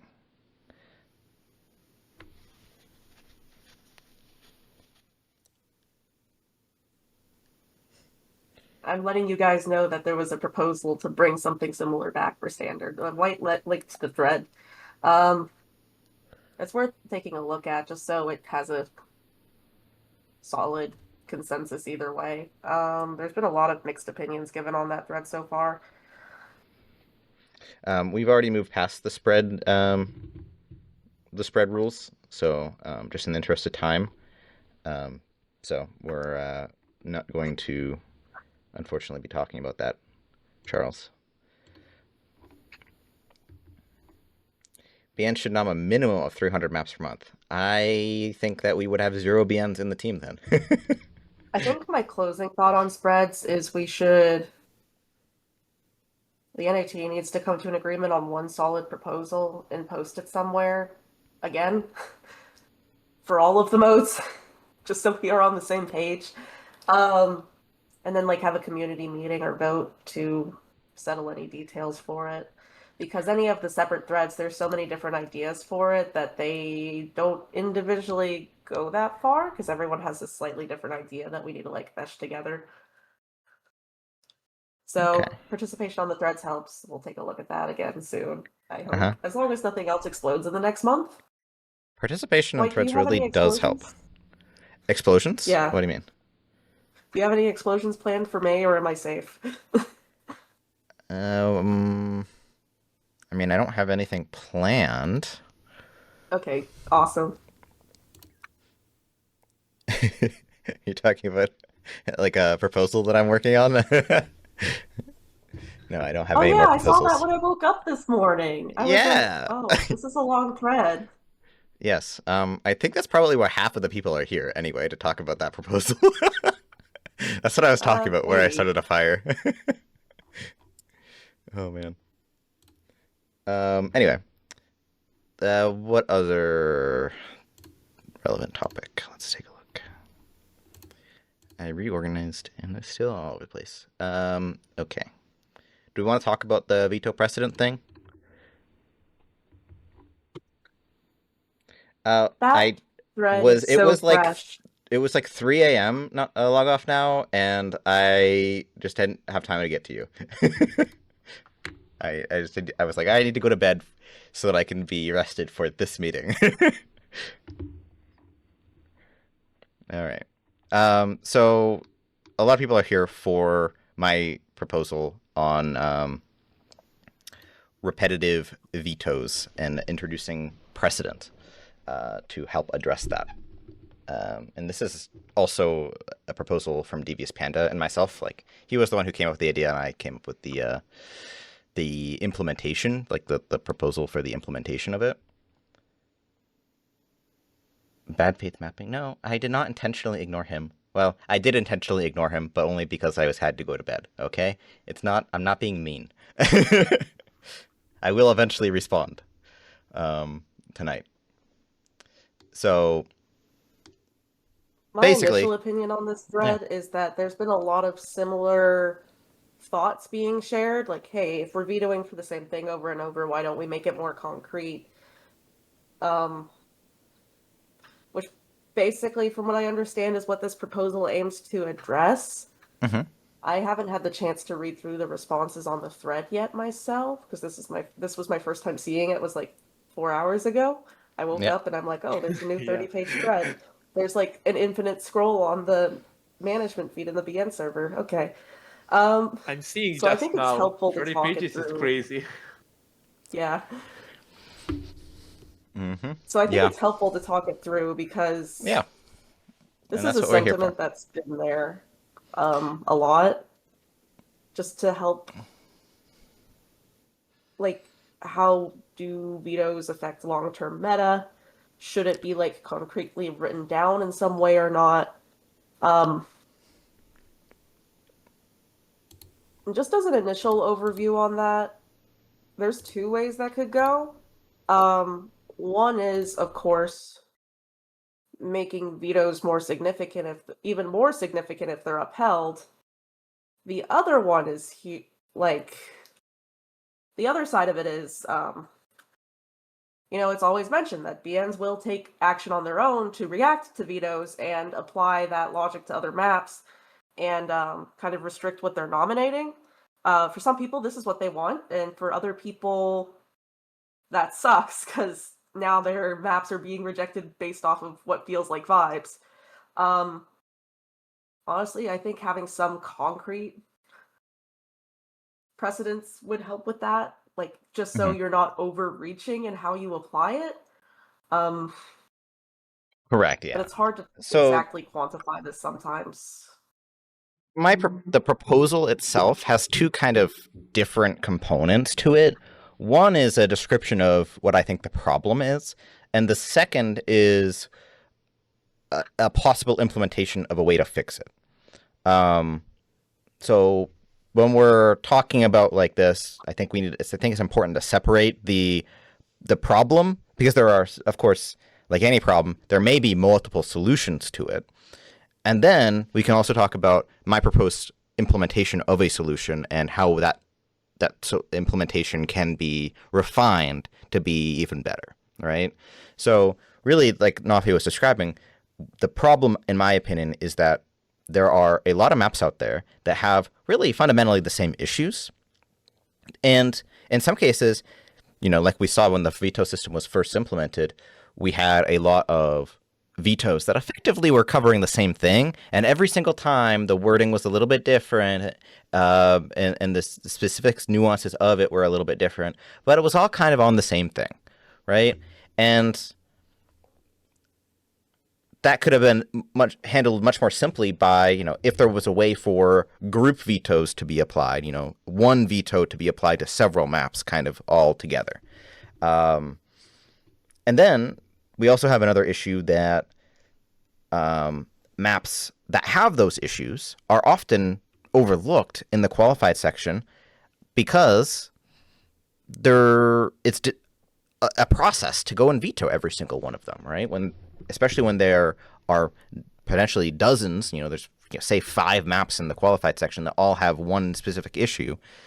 Going through and vetoing every single one is 5 different vetoes, whereas some kind of implementation of a precedent would allow that 5 veto workload to be reduced to something like closer to like a 1 or 2 veto workload situation, which would then allow these more subjective things to be applied more evenly across different maps so that people don't feel like they're being targeted or harassed, or that the vetoes are very selective. Because I see it all the time when maps get vetoed is there's a billion other maps that didn't get vetoed and they're all the same thing, right? Like they're all the same thing as my map. And it's like, yeah, that's true. But vetoes are a very big workload and they result in the standards being applied inconsistently. And there are standards already in place. Like we have intersubjective standards for what is acceptable. We see it being applied when the mediations take place. But somebody actually needs to go and take the forefront, like step forward and be willing to get it into mediation for that standard to be applied. So, and there's a couple other reasons, like if we have established precedent of some kind, right, or something written, it doesn't have to be, it's not a ranking criteria thing because it's subjective, but some kind of written established precedent helps BNs know like what is okay in a more sort of nuanced, represented way. Does it make sense what I'm saying so far?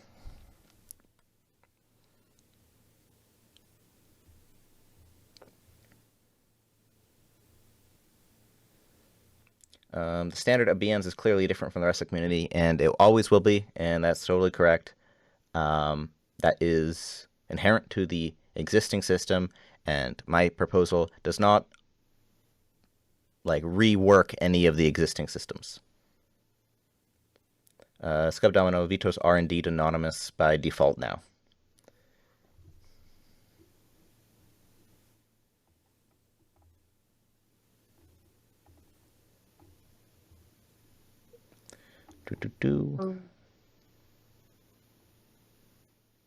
Walavauchi, if multiple maps are having the same class of issues, can't that class of issues be codified in the ranking criteria? Not really, because a lot of the times it's very subjective and situational. So having it as a precedent would allow it to be applied subjectively and situationally rather than applied to every single map.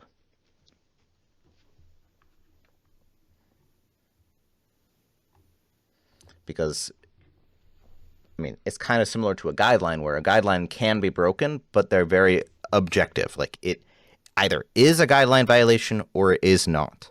And the problem with precedent, because they cover subjective things, is that you also have, does the precedent apply or does it not? And if the precedent does apply, is there like nuance to this situation that warrants an exception to that precedent, right? So now there's this additional layer because of how subjective it is. There's no way, a way to necessarily objectively quantify it. Okay. So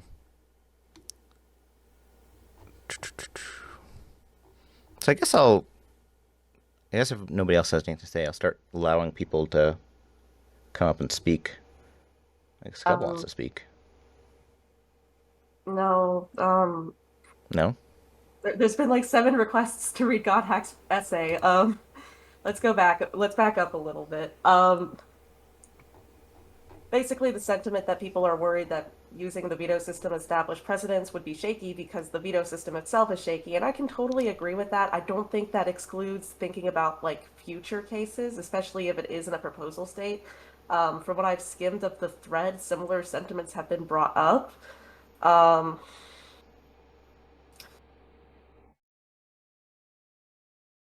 I think there are multiple things in that regard that need to be worked on overall. And I think having an expectation of, is this something we want it to use it for in the future, can help establish like what is the goal? Because right now the goal is, do we design this for one-to-one map attention? Or do we design this for, it needs to be established for every map following it in the future too?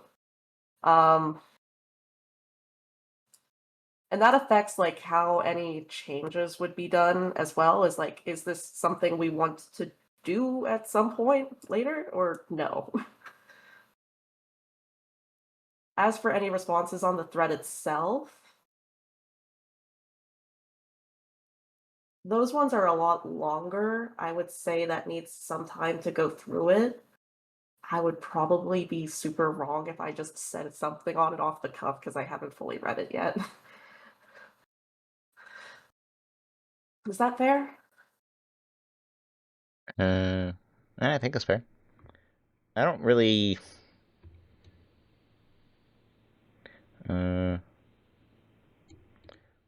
Like. I think that Godhack makes some good points, but I don't actually really think that it's super relevant to the precedent proposal. What the result of the veto doesn't actually one-to-one make it into being a precedent. What becomes the precedent is going to be a very specifically curated aspect of what the veto was upheld for. And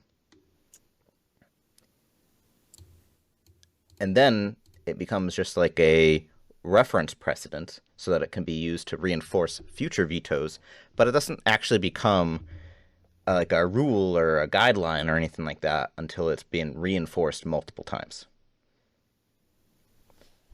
So there's lots of sort of opportunity to iterate on it in that process. And it would be, the scope of that would have to be very carefully curated, of course. I agree that there's issues with people in mediation and things like that, not acting necessarily properly.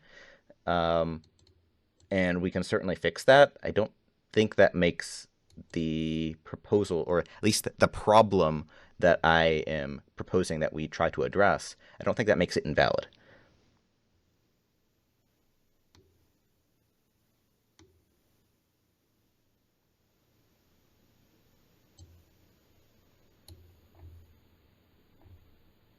As for the pink-haired girls, I think you guys are getting a little bit out there. The Pink-haired girls? Let's not discriminate against pink-haired girls, okay?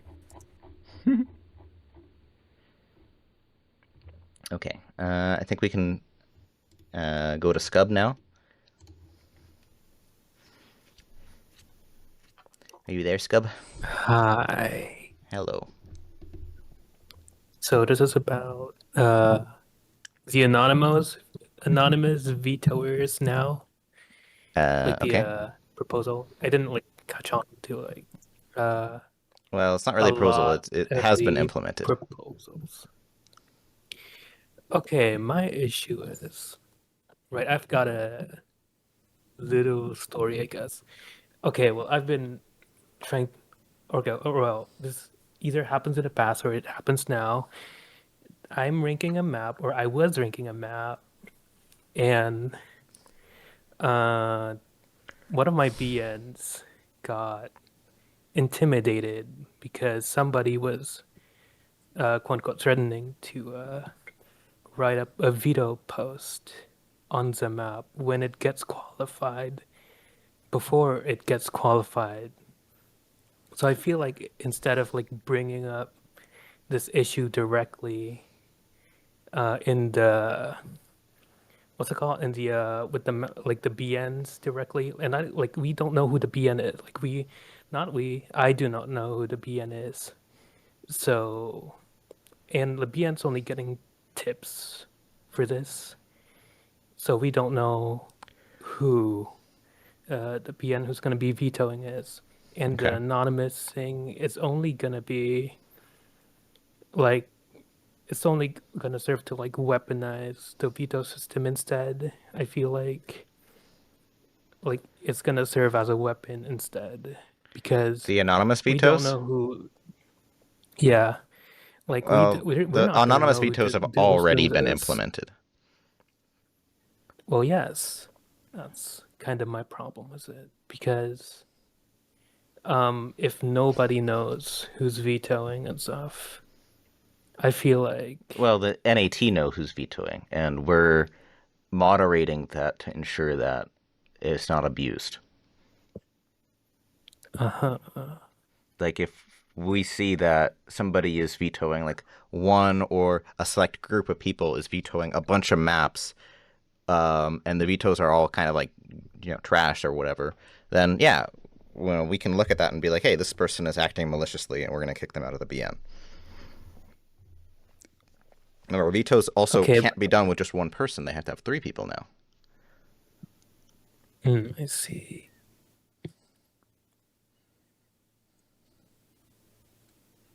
I mean, it does still like serve as like it has successfully intimidated one or many of my BNs that were nominating my map or are going to be nominating my map, but decided not to because this is the thing now,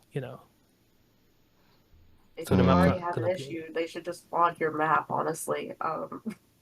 They literally don't need to wait for it to be qualified to do that, but people throwing threats around is not something new to the anonymous system. Correct, yeah.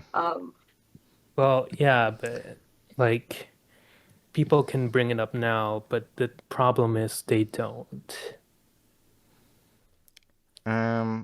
Yeah, but how is it being anonymous having any effect on that?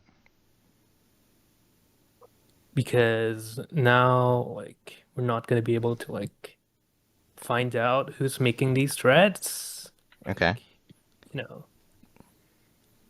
And like we're But- not going to be able to properly call them out, maybe except for the BNs and stuff. Yeah, That's but just like, my if they like, believe that your map my is a problem and they want to veto it if it gets qualified, how is that different than the old system? They would just do it. Or maybe they wouldn't because they would want to not get called out on it even if it's a completely valid veto, right?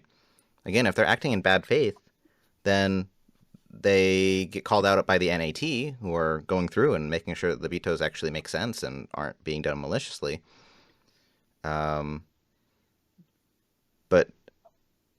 just blanket saying that this person is saying that my map I would veto it after it gets qualified is inherently being mean or whatever because they're going to veto my map is like, well, the veto system is there because it allows people to raise subjective concerns.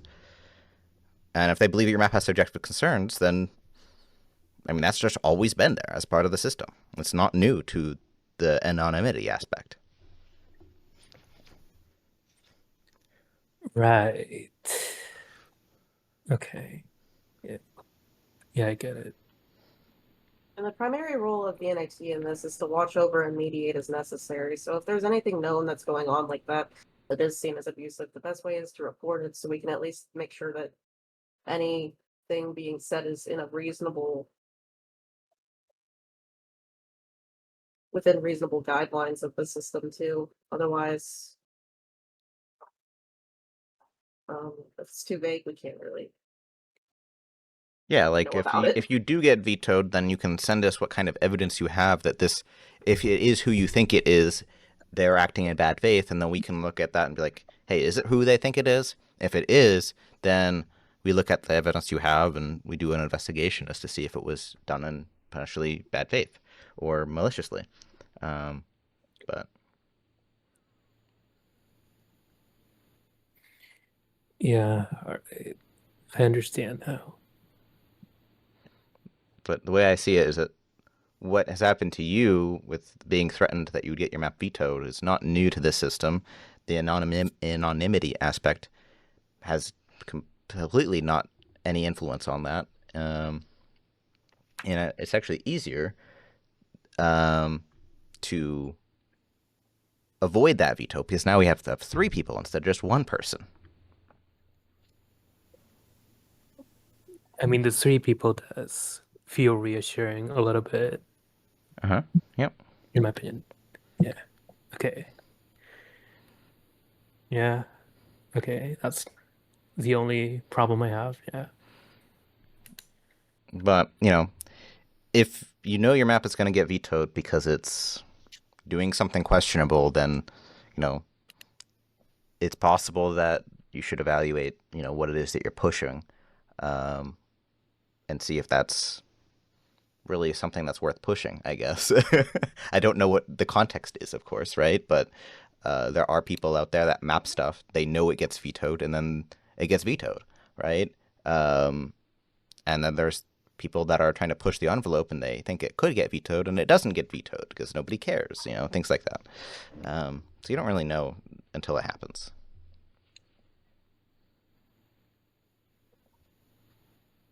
Okay. Yeah.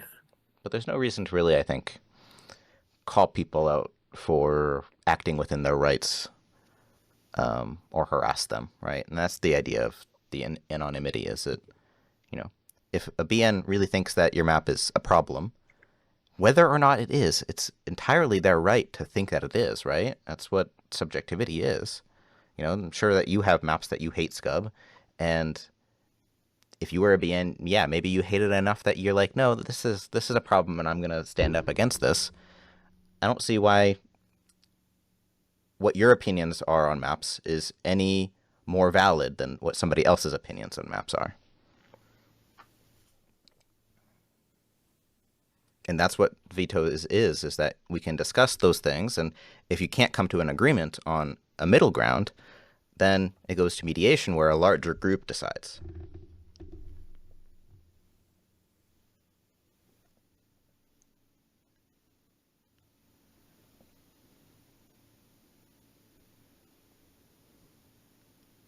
Yeah. Yeah. Mm, I don't think I have anything else to say. Okay. Well, hopefully that I answered mean, your some parts are questions. reassuring. Yeah. All right. Thank you so much, guys. 6-7. Okay. oh my god. Oh my Oh god. my god. Getting moved to the audience right away. Done so. All right. Super V wants to talk. Drago wants to talk. I know there's people in the chat that Drago. want to talk, but generally people who want to talk, or there's people in the chat like leaving comments and stuff, but generally the voice chats are higher priority. Drago? Okay, we'll do Drago. I think he's first anyway. Hello. Hello. Also 6-7. Oh my god. I wanted to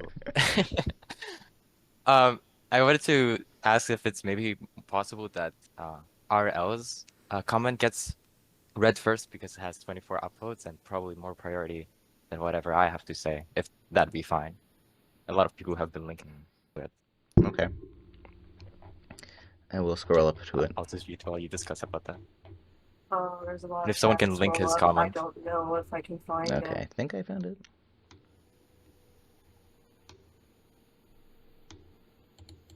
Uh, So, okay, let's see. Practice the difference.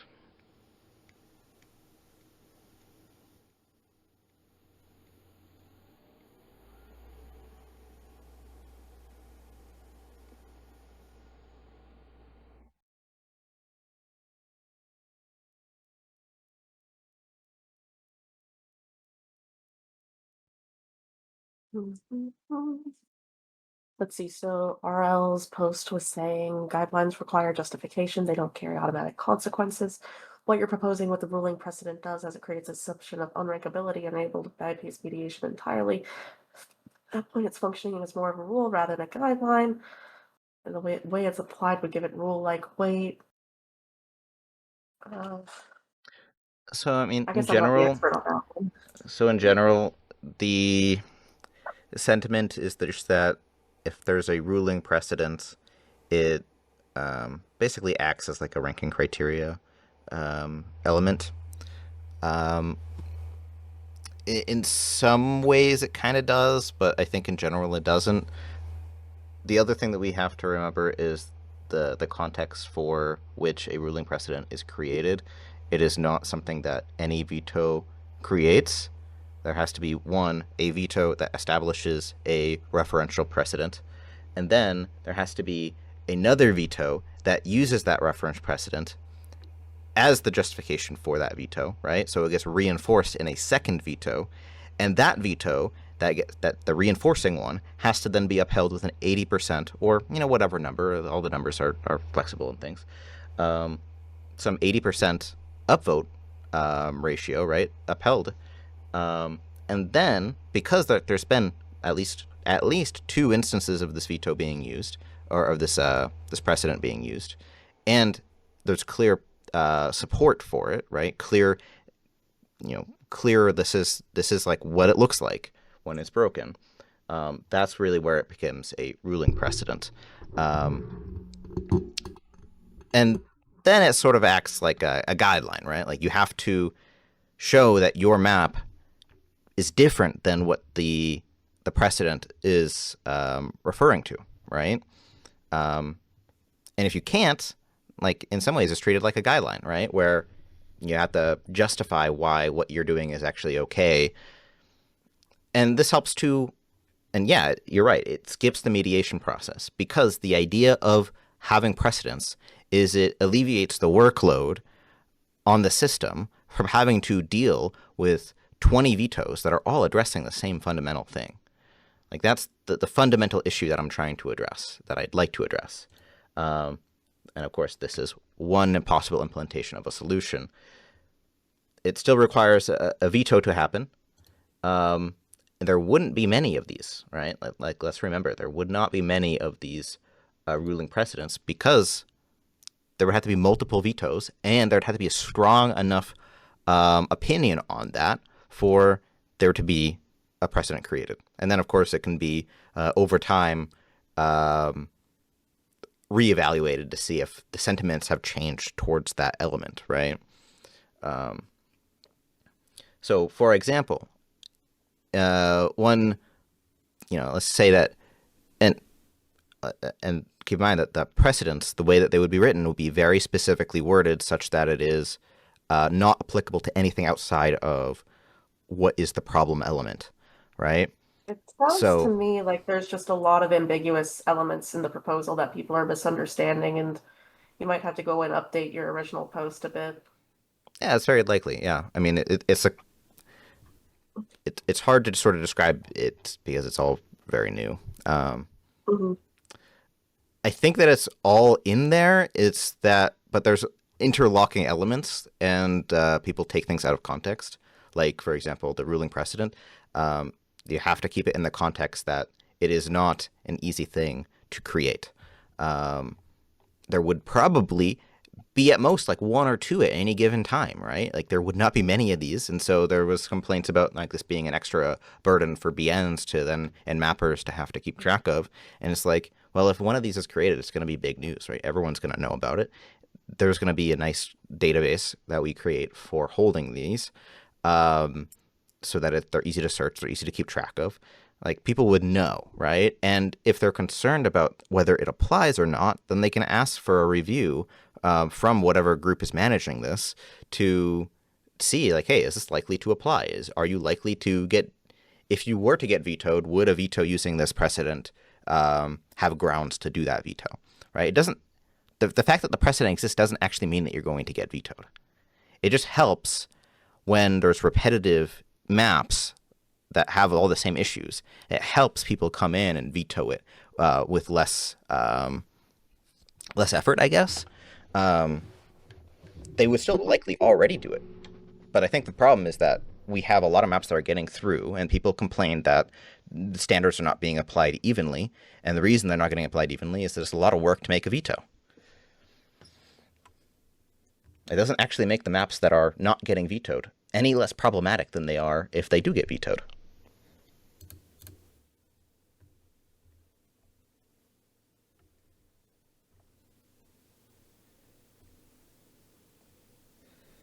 Mm-hmm. Am I supposed to talk now, or? I don't know. RL34 says the community gets no say in it because it's decided by the Nats and whoever's responsible for deciding whether something is precedent. So precedent will be created through mediation, the same way that the veto system already is handled. And there would have to be a strong enough, of course, consensus there. And then, yeah. Once it's a ruling precedent, in certain situations, yeah, it can skip mediation, and then it would be decided by the NAT or whatever subgroup is responsible for handling it. So yes, that's correct. But again, the system is designed so that these obvious problem things, these problem elements that don't need to go to mediation because there's a very clear consensus against it, and if it did go to mediation, it would just get upheld again and waste everyone's time. Yeah, in those situations, we don't need it to go to mediation because we can decide it without that. That's the idea.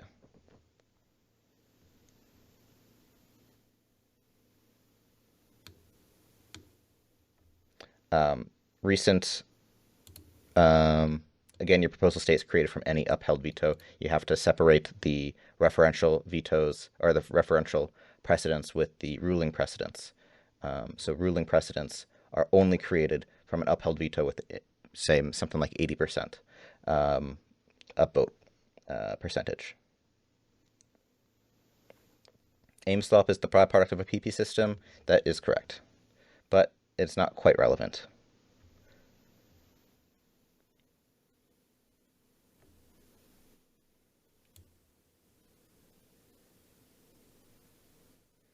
To what degree does quality matter if it's what the community wants?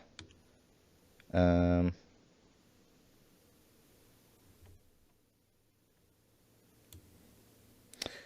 the problem, I think, with making statements about what the community wants is that there is no real way to know what the community as a whole wants. There's a whole lot of vocal people out there, but who's to say whether that's a vocal minority or a vocal majority, right? Realistically, there's a lot of people who do not follow the drama, and they sort of just internally make their own assessments whether the map is fun or bad or good or what. I don't think that the NAT, I don't think that having some amount of curation, quality curation, is a bad thing, because it helps to raise the standards and the bar for everyone. But that's my opinion.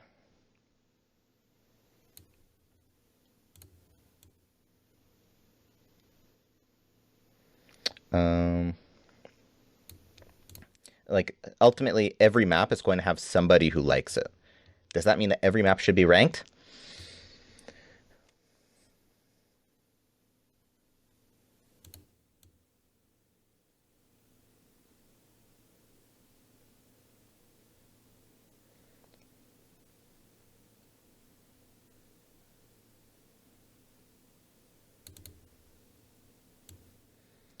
New vetoes can use prior vetoes to screw over newer maps, RL34 says. And yeah, that's, I mean, I wouldn't necessarily word it like that, but yeah, prior vetoes, I think, should have a bearing on what future vetoes have, because if we, say, establish that a veto occurs and it's been, in mediation, it was overturned, people decided that the veto was invalid, then why should we have a veto 5 months later that is on the same thing? Why should we go through mediation again, right? When we could just say, hey, this veto was overturned with the same reasoning. There's no reason to keep this, right? This veto is invalid because of that, right? So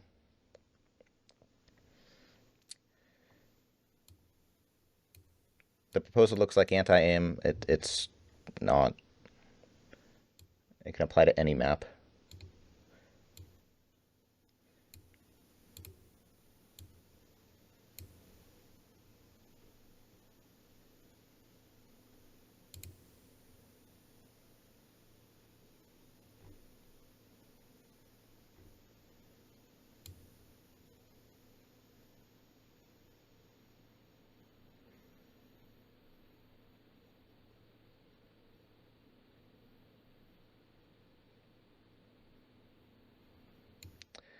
Just look at the past mediations.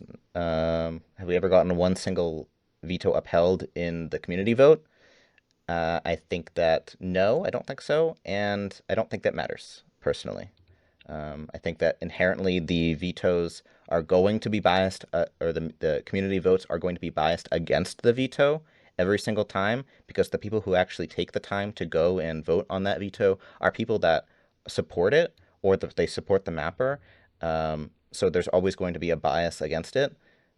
If anything was to meet the standard of 60% on the community vote, it would mean that the community overwhelmingly does not appreciate that map, in my opinion. Now, there's not really any way to know for sure if it's biased one way or the other, given that there's no way to get every person to vote.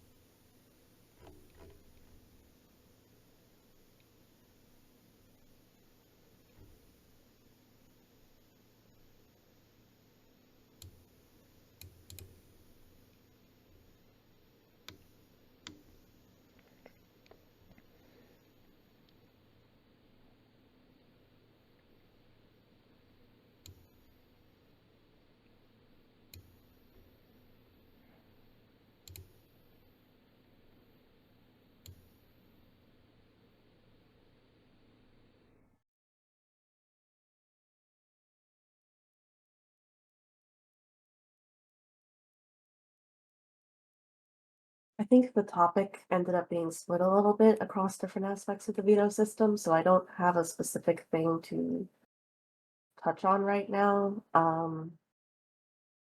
Again, the main thing being discussed is the proposal. I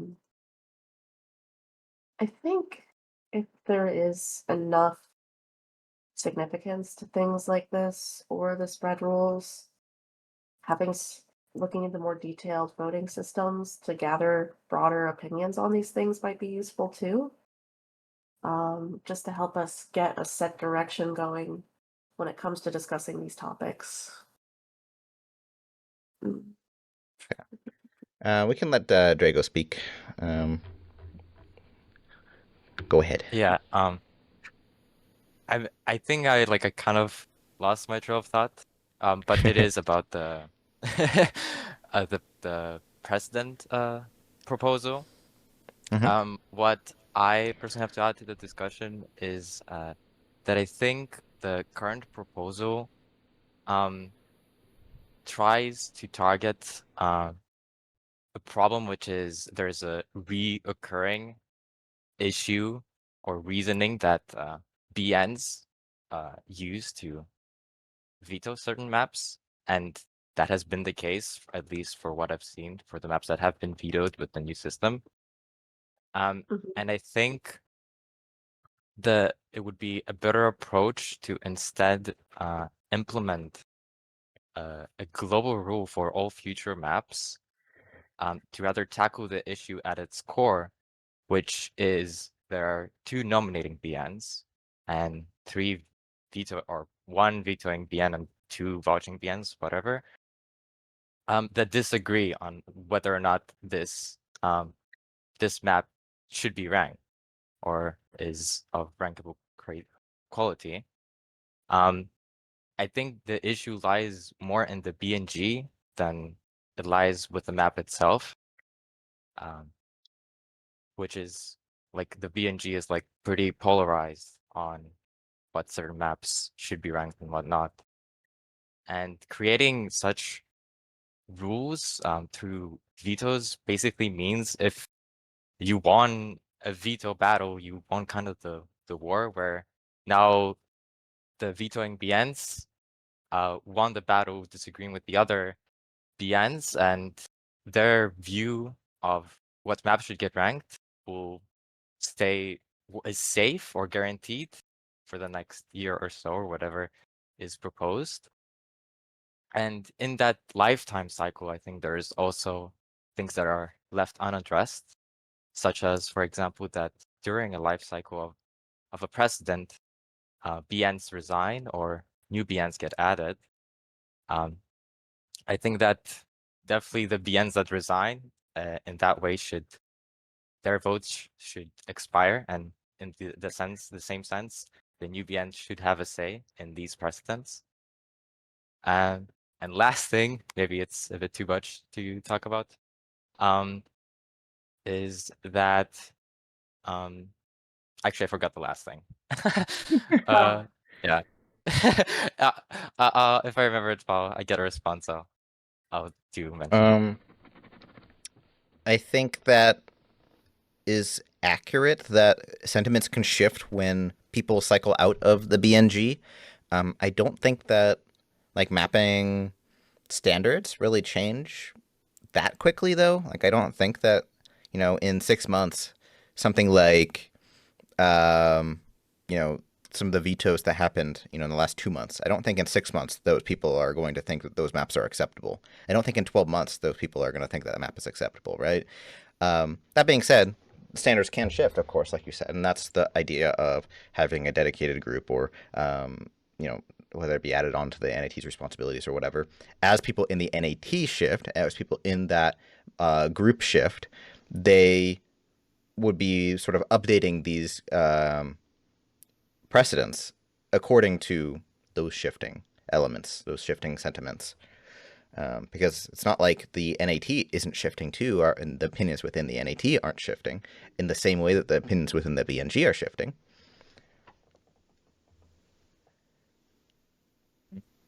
Also, I remember can what I wanted to definitely say. Oh, Mhm. you can go ahead. We waited. We had to wait for you. Go ahead. Okay. I'll go.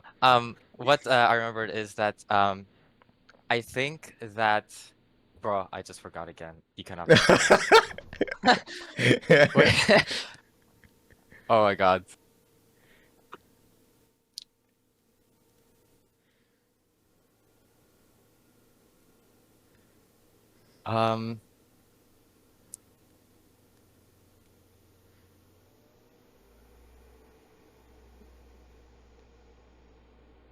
Damn, I actually forgot.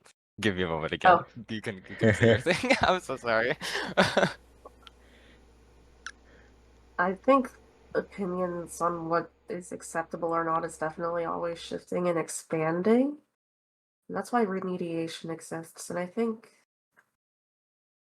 for all the rough parts of like new vetoes, at least remediation addresses like old vetoes in some kind of way that's consistent with the rest of the system. Yeah. Um, Like we already have similar systems in place, right? Like remediation is 12 months, right? So we don't allow it in 2 months or as soon as the mediator or as soon as the vetoing BN resigns, right? Like it's not immediate because sentiments don't shift that quickly. Okay, I typed it out this time. There's no chance I forget it. What I wanted to point is that it was also mentioned by others in chat about the current veto system, and also I think that's why it got derailed. The conversation also got a bit derailed to the current veto system, which is not completely what is being talked about. But basically, what was said and what I also agree with is that the current veto system isn't really like ironed out to a spot where, at least from the people that have been present today, they're not really in agreement with the current veto system, and they think many improvements still need to be made before creating additional things that don't serve to, you know, improve the process rather than, you know, how do you say it? Of like from the side of the mappers rather than the vetoing VNs. And what I wanted to add to that is that the reasonings and mediation really need to be thorough and in order for the votes to actually be acceptable and appropriate, in my opinion, considering that they would be affecting the future of all maps, and it would kind of be global with the precedent. You know, that's what I want to add. I mean, so there's two elements there that you think that any proposal adds to the system is basically invalid until the current veto system is made perfect. And I can sort Before you of say agree. something, not perfect, ironed out. Not perfect, improved. Well, yeah, and we've already have improved it really dramatically from its first iteration. It's certainly not perfect, and it will never be perfect, right? There's always going to be contentious elements to it. That being said, the veto system, like I said, one of the issues, in my opinion, is that we end up with these repetitive vetoes that are the standards are applied inconsistently, the reasoning is applied inconsistently, the writing of the vectoral veto is applied inconsistently, and so having these precedents that are well vetted and understood can help ensure that those vetoes are more valid out the gate, right? And that every map that has those issues is more consistently held to the same standard instead of some of them getting through because maybe the mapper who did that issue was like a new mapper that nobody really knows or cares about versus somebody like Sotarks, which hypes up and creates drama or whatever it is, right? I'm not saying that he does, but just hypothetically, right? And then, so I don't think that necessarily we have to hold off on making improvements to like the broader system just because aspects are not fully worked out. And again, what goes into the precedent is not what the veto is. It's not what the mediators decide. It is something that is worked out based on the specific elements that caused the veto, I guess. And then I mean, maybe I'm taking it out of. Oh, sorry. And I've said this before that I don't actually think that the comments in mediation, like the mediation comments, really have any weight on the result of a veto. Yes, there's people who kind of quote unquote vibe vote where they just don't like the map, so they vote to uphold the veto, regardless of what the veto says. And I think that we can help to mitigate that, perhaps with like Noffy's idea of having like a check of some kind, like a CAPTCHA.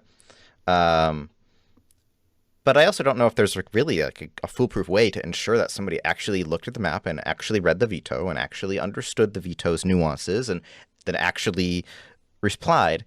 And then assuming that they did all of that, who's to say that they actually disagree with anything. Who's to say that they actually have like a more nuanced opinion on the veto? Maybe they're just like, yeah, the veto says everything I have to say about the map, and I have nothing more to say. Why should we force them to say that they agree with the veto in more words, right? I don't actually think that changes the result of the mediation. I don't think that changes the result of the vote, because people decide what they're going to vote before they type up their comments, right? Like they vote and then they write the comment, right? So forcing them to write more doesn't change the vote, and only the vote affects the mediation result, right? Now, maybe if we change it so that the comments are like visible during mediation, so that perhaps the nuance of the comment can influence other people's votes, yeah, maybe that would matter in that case, right? Or perhaps we make it so that mediators have a responsibility to help the mapper apply the veto, or apply fixes to the veto, right? So maybe it's like, if you're mediating, you're approaching the mediation from the perspective of what does the mapper need to do to make the veto invalid, right? And if you do that, well, then yeah, your comments have to matter, right? But there's no expectation that the mediation comments have to do that, right? They're just explaining why you agree or disagree. And again, if you agree or disagree with the veto as it's written, there's not really like a why, because the veto itself has the why. The veto has the why as to why it's being vetoed, right? I mean, I agree with some of the stuff you said, and I really think that's a good idea to have like the checkmark thing that you mentioned. I think that's good. But it's also what you also agreed with me earlier on what I pointed out, which is there have been very many comments that I've seen on mediations where people will say, don't agree with veto, but agree that this map shouldn't be in ranked, and still agree with the veto. In itself, that is contradictory, you know? I So agree. I think, I agree. I said this earlier. You weren't the yes, first one to mention this. yes. I think what we need to do is we need to have guidelines for how to approach mediation, because right now there isn't an established guidance for how BN should approach that situation when they're mediating. So I think that the NAT can sit down and come up with some written guidelines. It's like, hey, when you are mediating, you are specifically deciding whether the veto itself is valid. If you don't like the map, or you do like the map, or whatever it is, that has no bearing. It's only based on the veto as it is written. And if you disagree with how the veto is written, but you agree that the map is a problem, you come up with your own veto. Like, there's nothing preventing multiple vetoes happening at the same time on the same map.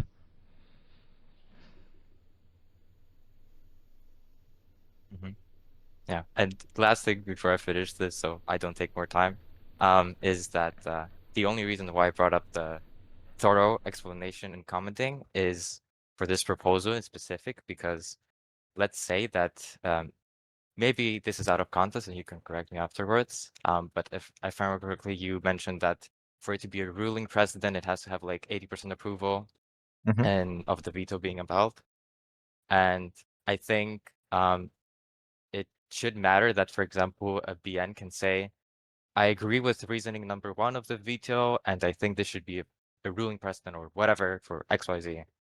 Or Yeah, maybe like even that's an a idea precedent. where instead of making it automatic, it has like a separate vote in each of these mediations, where it could be, you decide whether the veto is valid, and then you also vote whether you think that this should be considered for a precedent. Maybe that can be as a separate thing. Yeah, that's all I had. You can demote me to a merely audience member now. Okay. Shout out to Jump Force. Thanks for chatting, and sorry for taking so long to get to you. No problem. Okay. Super V wants to talk. It's easier to chat in voice. Hello. Yeah, hello. So like I think it's easier to chat in voice, like if you're talking about that. How do I put it? I think please don't take this personally, White. Like, I've had a lot of people take me personally before, and that has led to a lot of bullshit. But I don't think the proposal, like, precedence is a decent idea. I would say precedence is a decent idea. Like, you want to streamline vetoes, right? Naturally, you have the same issues. You want to streamline it. But I don't think I don't think we are at a place of discussing this, especially since throughout the years there's been a culture of essentially targeting the same maps again and again and again. Right? There's been like this issue of targeting the maps again and again and Mhm. again. So since there's this culture, there's also ironically the same precedent that the people in game will use the new system that you guys thought of, that is good on paper. However, there's also precedent that the systems can be weaponized now. Like the systems can be weaponized. So like, how do I put it? Like if something is so subjective that it should become precedent, sure, there's like repeating vetoes. There's like many people that have voted it, but then like, why should something become precedent when it's like when it's the lowest possible hanging fruit in a veto, right?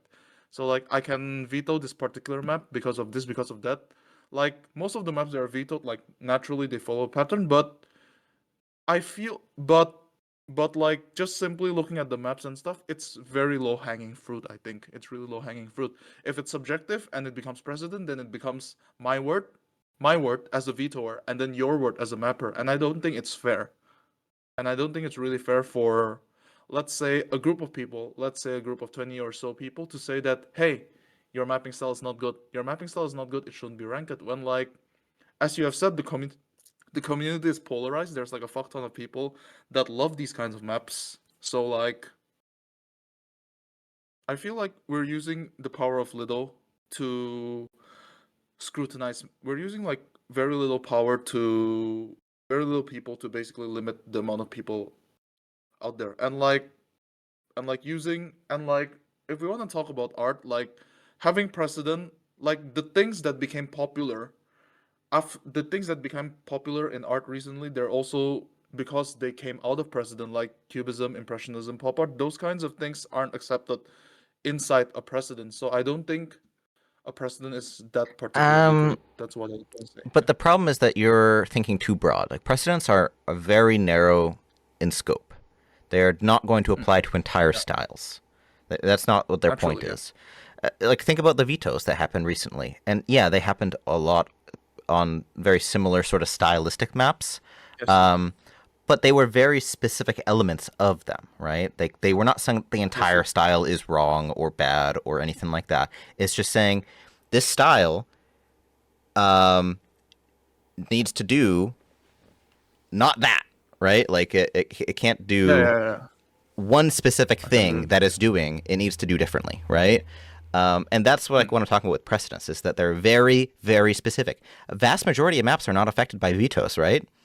And Yes, for absolutely. one, the only way that precedent gets applied is through a veto. That's why it's not in the ranking criteria. It is not going to be automatically applied because it's always going to be subjective whether it is applicable or not.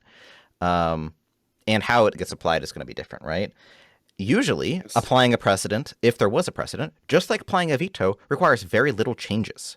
But what the precedent could help to accomplish is help make the discussion less combative, because now it's not my word versus you. It is me and the entire BNG, because we voted on this in mediation, against you, right?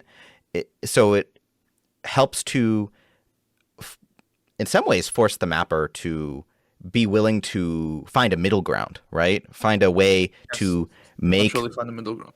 Exactly, right? Yes. And right now, But it's currently 3 versus 3, and so we end up with a lot of mediations, right?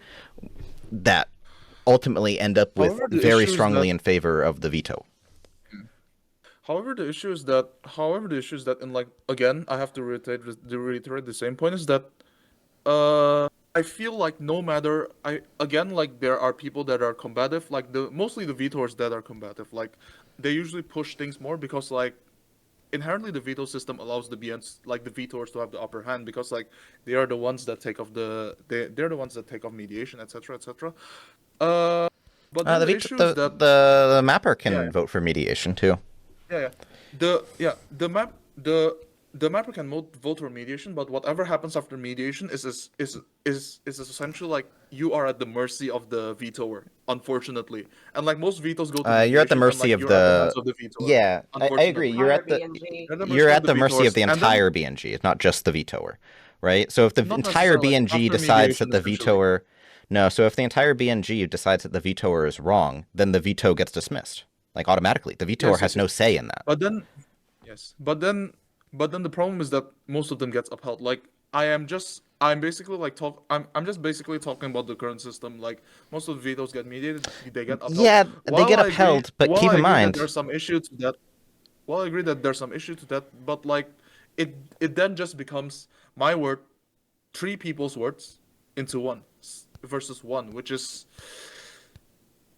like no matter which way no matter which way you look at it, if you present it to a common person, it just becomes like, these are three guys that are BN that are trying to oppress you. Like you can I don't mean to say that, that's my opinion, but like it's very easy to point it that way. It's I really, agree. really easy. I agree. I think to that state it that there's way, a strong sentiment Yeah. in the community that people treat vetoes like they are a personal attack when they're really not. They're just, this map has problems and we want to try to fix it, right? And that's how I think most people approach the vetoes. Sometimes they're targeted or whatever, but then again, that's why we have moderation tools in place to try to prevent that. It's difficult to really, obviously we can't mind read, right? We can't mind read anyone in there. Naturally. So yeah, But then, mediation, you're at the mercy of the entire BNG when it gets applied, right? Exactly. Um, But then that's really the point. And they're upheld often nowadays because it requires 3 BNs, right? It's not 1 BN anymore. When it was 1 BN, it was much easier for that 1 BN to hold opinions that the rest of the BNG did not have. Now when you have to have 3, it's much harder to have that situation come up. It's 3BN's true. It's 3BN's true, but like there's only like one person basically leading the discussion. This has happened in my veto. I'm in the Montegam veto. Well, This I think what in my happens is veto. that This happens in the they Minsa veto. This coordinate. happens I in think like many other vetoes. correct. I think what happens is that they coordinate in DMs, and then they have one person pass that coordinated message. I would say, let's put it this way. I would say that no, I'm quite confident to say in my case I don't think so. Well, For if the they're other case, no. But I think you're assuming a bit like BN's not participating in, like, vouchers not participating, or the vetoers not participating in the veto that they should be participating in is grounds for disciplinary action. So if there's a way to prove it, then we can absolutely take action. Maybe but, we like, can this come is up a with a rather system diplomatic to, response, if you get what I mean. like, maybe we can come up with It's like another chat room, so we can have like a separate chat room for the main chat, and then we can have like a chat room split off for the vetoing BNs, so that they can coordinate in there instead of in DMs.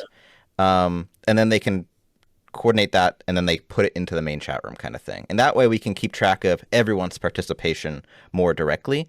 Because you're right, yeah, if they're coordinating in DMs, there's not really any way for us to know if one person's inactive or 2 people are inactive, or even they're coordinating at all, right? We have no idea.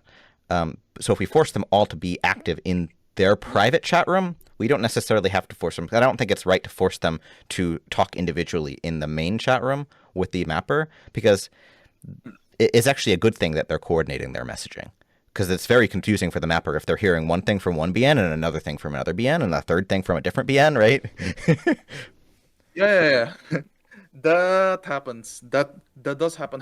That does happen. However, again, like in my case, in my veto in Montegam, I can confidently say that only one BN's doing it. Like only one BN's Okay. doing it. I've had only one BN is like talking. I am the nominating BN. I will be modding the set later on. I've had the other BN tell me that he's gonna do it later on after I mod the set. But then I don't particularly think he's active at all. Like even during the initial veto, like this person wasn't active at all. And like the intention, this one BN's intention is to check the map after after the other BN and I mod the map. So like we are basically doing all the work right here.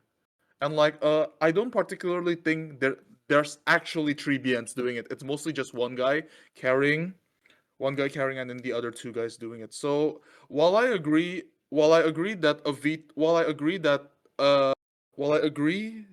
having a chat room where we can coordinate is better, well, I agree having a chat room that we can coordinate is better. It's like it's basically the fundamental of it just comes down to the person. If the person has bad intentions, sure, maybe you guys can't read it or whatever, you can't mind read or whatever.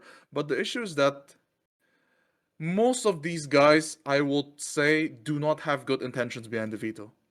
And I am saying this as a person who has participated in the veto. My veto, I have had other people show me their vetoes. It has led to the same thing. And I have a ping with someone pinged me. I also want to add. Oh yeah, this is actually one of the points that I also want to add. I don't like. I don't particularly like the people dislike. It's very easy to dislike a map. It's very easy to dislike a map. It's very easy to find a reasoning for it. For example, like today. Let's say, for example, I don't like Rusa Aka's maps. This is a joke, by the way. This is a joke. I'm his Yep. mentee, but let's say I hate his maps. I can very easily write a veto post. I can really easily write a veto post. I can really easily veto it and say this, that, this, that. You can really pull reasons out of your ass to do that. I would argue, but fine. Even if it gets mediated, even if it gets resolved or something like that, but it's really easy for someone to hate a map, they weaponize the veto system to let's block this map or let's completely change the intention of the mapper. Sure, the NAT team can control this. You claim that you can control it, and I completely agree. You guys can control it. However, many things are out of your control. Many things are not in the Sure. NAT's control regarding the veto system. I But will probably tell you the old that, veto yeah. system was weaponizable too. Actually, probably more so. Not necessarily, I would say, because if you put it in a way, Like, there to is give you more an example of an accountability. old veto that happened Yeah. back in the day, that Yeah. only one qualified map of one song could be Yes. qualified at the same time. Yes. Yes. A BN with bad intentions could go and veto a map that was on the song that they were mapping, and then go and qualify the map that they wanted to put into the qualified section, and then dismiss the veto or whatever, right? Just drag it out so that then their map qualifies first. And that was in the speed ranking days, right? That did happen in the old days. Yeah. I am And very so aware this that is not a happened in the new old days, problem. Yeah, it's not necessarily a new problem, but then again, it is a precedent. It is a precedent that you guys also have to know. Fine. Even if the current veto system, let's just say the previous veto system, the one before this, I was there before it. There is accountability given to there is accountability on the BN side. Legitimately speaking, okay, fine. Many BNs get hate message. Many BNs get hate DMs, etc., etc. However, due to these hate DMs, there is a pressure to the BNs to say something in good faith. If you say something in bad faith, you are fucked. To put it very simply, it's that there's accountability on the BN side. However, nowadays, while we have freedom of speech to the BNs, more freedom of speech to the BNs, more people can we are putting power on unreasonable we are putting unreasonable power on 1, 2, or 3 BNs, right? And for the record, I immediately revealed during the Montague veto. I immediately revealed my identity. I said what I needed to say, and I feel like the exchanges are reasonable. And I believe that if I tend to be a reasonable person. If I'm reasonable, I believe the response would be reasonable. And I think that accountability is one of the things I would probably say, yeah. Something like that. And especially and especially precedent, clear and consistent reasoning. If precedent is clear and consistent reasoning, and the vetoes nowadays, it's basically something you whip up in 5 seconds I've talked this topic with the other BNs too that got their maps vetoed. I think like it was Raoli. Yeah, Raoli especially. Raoli, he modded the map with the intention of improving the map. And that took like a while. He did like lots of posts, he did like many efforts, etc. etc. And and like and like and ironically white, if every single vetoer is white, I'm okay with the system. However, the reality is that it isn't most of the case. It's just very vague reasoning, like this one single sentence, like, hey, this is bad, please contrast bad, please add contrast, don't use the same patterning. It's either like really specific issues that require very little things to do, like very little changing, and like if very little change, why veto? And if the precedent is super specific to this very little things, then why have the precedent? Like I can just swap it in and out, then there's no veto. Then like if there's no veto, then yeah, what's the point? Something like that. Yeah, like yeah. The If idea of the precedent is to, for obvious things, things that recur frequently, that we don't have to put everything through mediation. I completely understand, yeah, but at this rate, with the vetoes that we're getting, it's gonna be super specific. Like most of the vetoes I see is like, oh yeah, don't put this like vertical jump pattern again and again, and like it's just that. And if you want to add a precedent into that, another subgroup, another responsibility, do we really need that? Yeah. Do we really need that? Because like it just comes to, we have an overwhelming amount of effort for something very specific, right? And if there's something very specific requires very little change, then I don't think the veto system is the right system to do it. Yes, and I think I agree with Miria. Very complicated way. Like I agree with the precedent white. Don't be wrong with that. I agree with the logic. It's sound, but I don't think now is the right time. I don't think we should do it this way. Okay. Do you have an idea for how to do it better? Do I have an idea of how to do it better? I think I think again, this hinges on the veto system being not what it is right now. Like assuming if the veto system currently has like a lot of bad actors, this that, a lot of bad actors like clearly wanting to veto the map. Like let's say I hate this map, I want to veto it so that it doesn't get ranked. Like aim slop is very low hanging fruit. Aim slop is low hanging fruit. I personally dislike aim slop. I don't really like aim slop at all. So if I see a veto, obviously yes, it's a very easy yes for me, right? It's a very easy yes for me to do that, which isn't necessarily good at all. So I do think in the current veto system, I feel like we should try making the veto system much more perfect, much better, much more concise, much more accountability on the BN. This doesn't need the vetoer to be like absolutely reveal their identity, whatever, but like just better posting, have better posts, have better worded stuff. And like I feel like before a veto comes up, I feel like you guys can hold it. Like you guys can basically check the veto if it's sound or not. Because like again, I will bring the argument of power again. The NAT as a group, you guys are like what? 15, 10 people, and you guys 10 people, you can decide if this veto is good enough. Like say like for example, if a BN says this map requires more contrast. Contrast what? If you think the post isn't good enough, then sod it, I guess. Then just tell the BN make a better post. So I think check the veto post as a start. If it's good enough, fair, let it go. But if the veto post isn't good enough, then I feel like the NAT overall, you guys have a lot of power. You guys can use that power to say like your veto is not good enough, make a better one. Something like that. Yeah. I feel like I can't tell you guys how to make vetoes better. Like how do we have precedent? How do we make vetoes more efficient? But I feel like if we can if we don't incentivize bad actors to basically just pull something out of their ass, put it in the veto system, find the lowest hanging fruit, such as aim slop, I feel like it could be better. Because I feel like the previous veto system really, really, really makes the BNs feel accountable. Because like, if I make a shit post, Twitter's gonna flame me to death.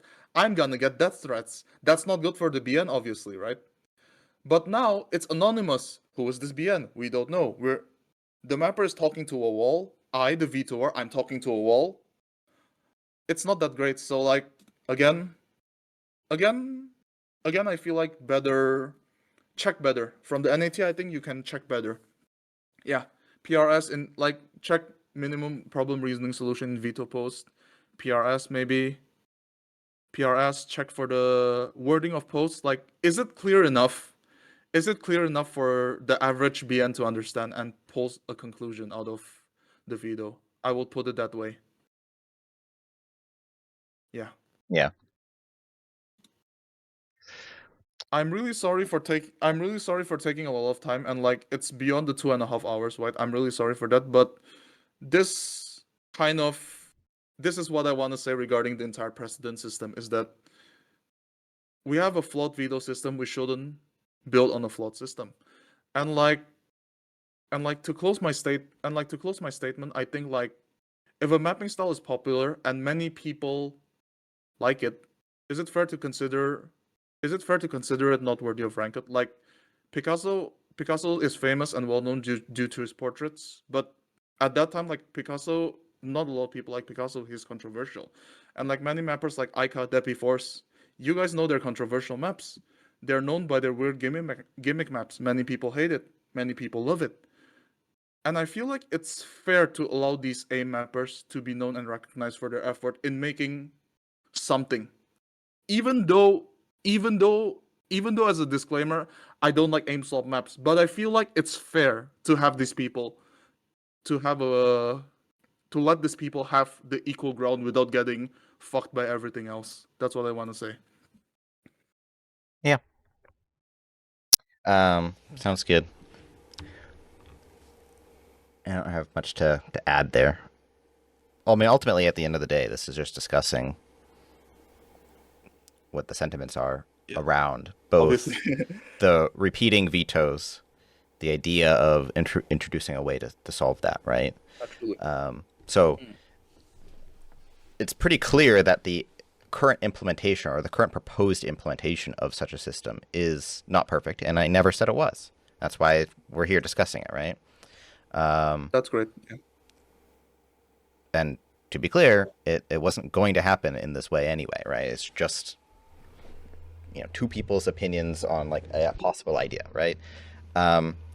It seems like there is some sentiment saying that the idea that precedent or past vetoes can sort of indicate what future vetoes could be is valid to some degree.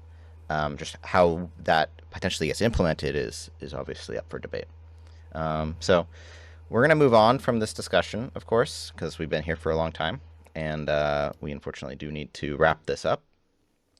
And it wasn't supposed to be a whole meeting on this topic anyway. But if you have more things to say, please go ahead to the thread.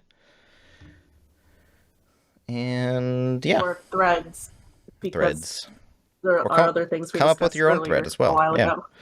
And you're always welcome to come up with your own proposal. There was a lot of mentions about things that what people want to see changed with the veto system itself, right? What I will note is I haven't seen a whole lot of these sentiments mentioned in the actual veto forum post, which is a great place to put them, because like right now you're talking There to was basically a lot of ones before we implemented the system, but not as many like after. correct. Yeah. Either because they assumed that the opinion was still exactly the same, or that the thread was inactive now.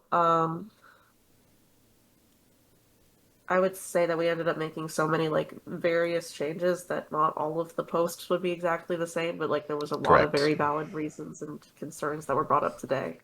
Yeah, it's hard to go through and see if like read them and see if it's still valid, because a lot has changed in the last 2 months with the systems, and so those concerns may no longer be valid. Or if they are, it's not as obvious. Oh, is the Veto rework thing not open to all users? I thought it was. The thread, anybody can reply, but they can't make new threads.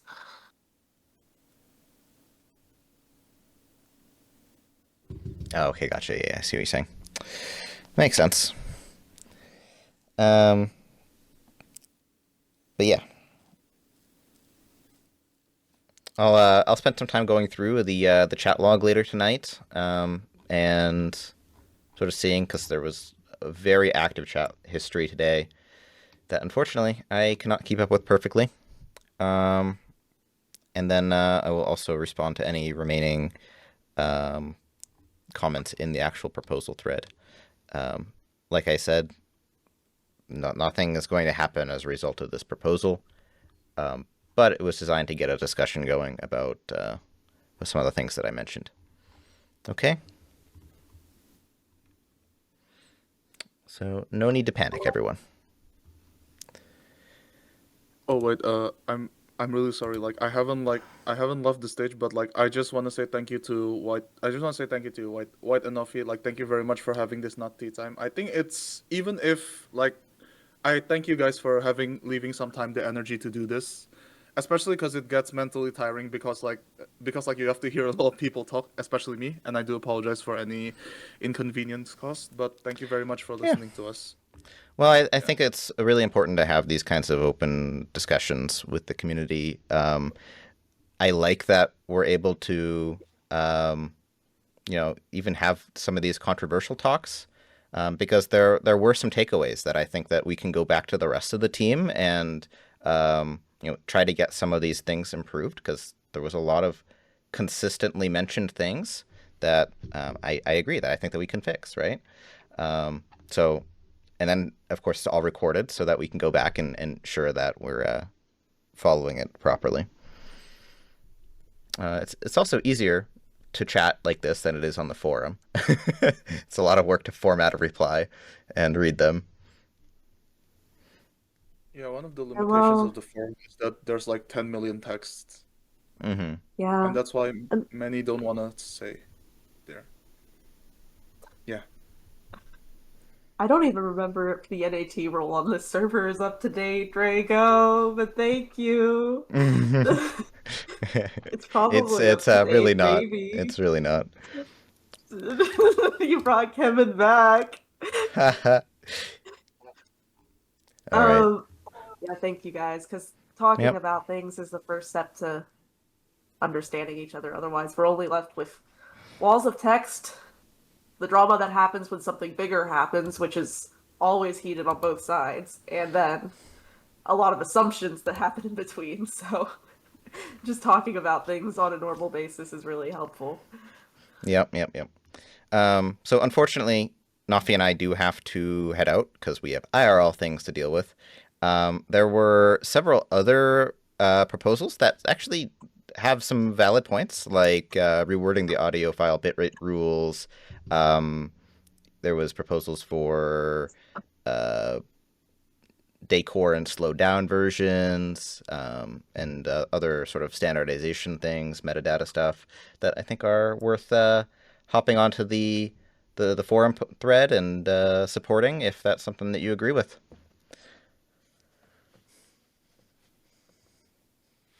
NATea has the wrong name on the server. Yep. He's always going to be NATea in my heart. That's true. That's very true. Just like how Mir will always be Mural. Wait, who? he had another name? Okay, that's off topic. Okay. Have a good night, guys. All right. Have a good one, everyone. Thanks for coming. You guys do NAT. Have a good night. Thank you very much.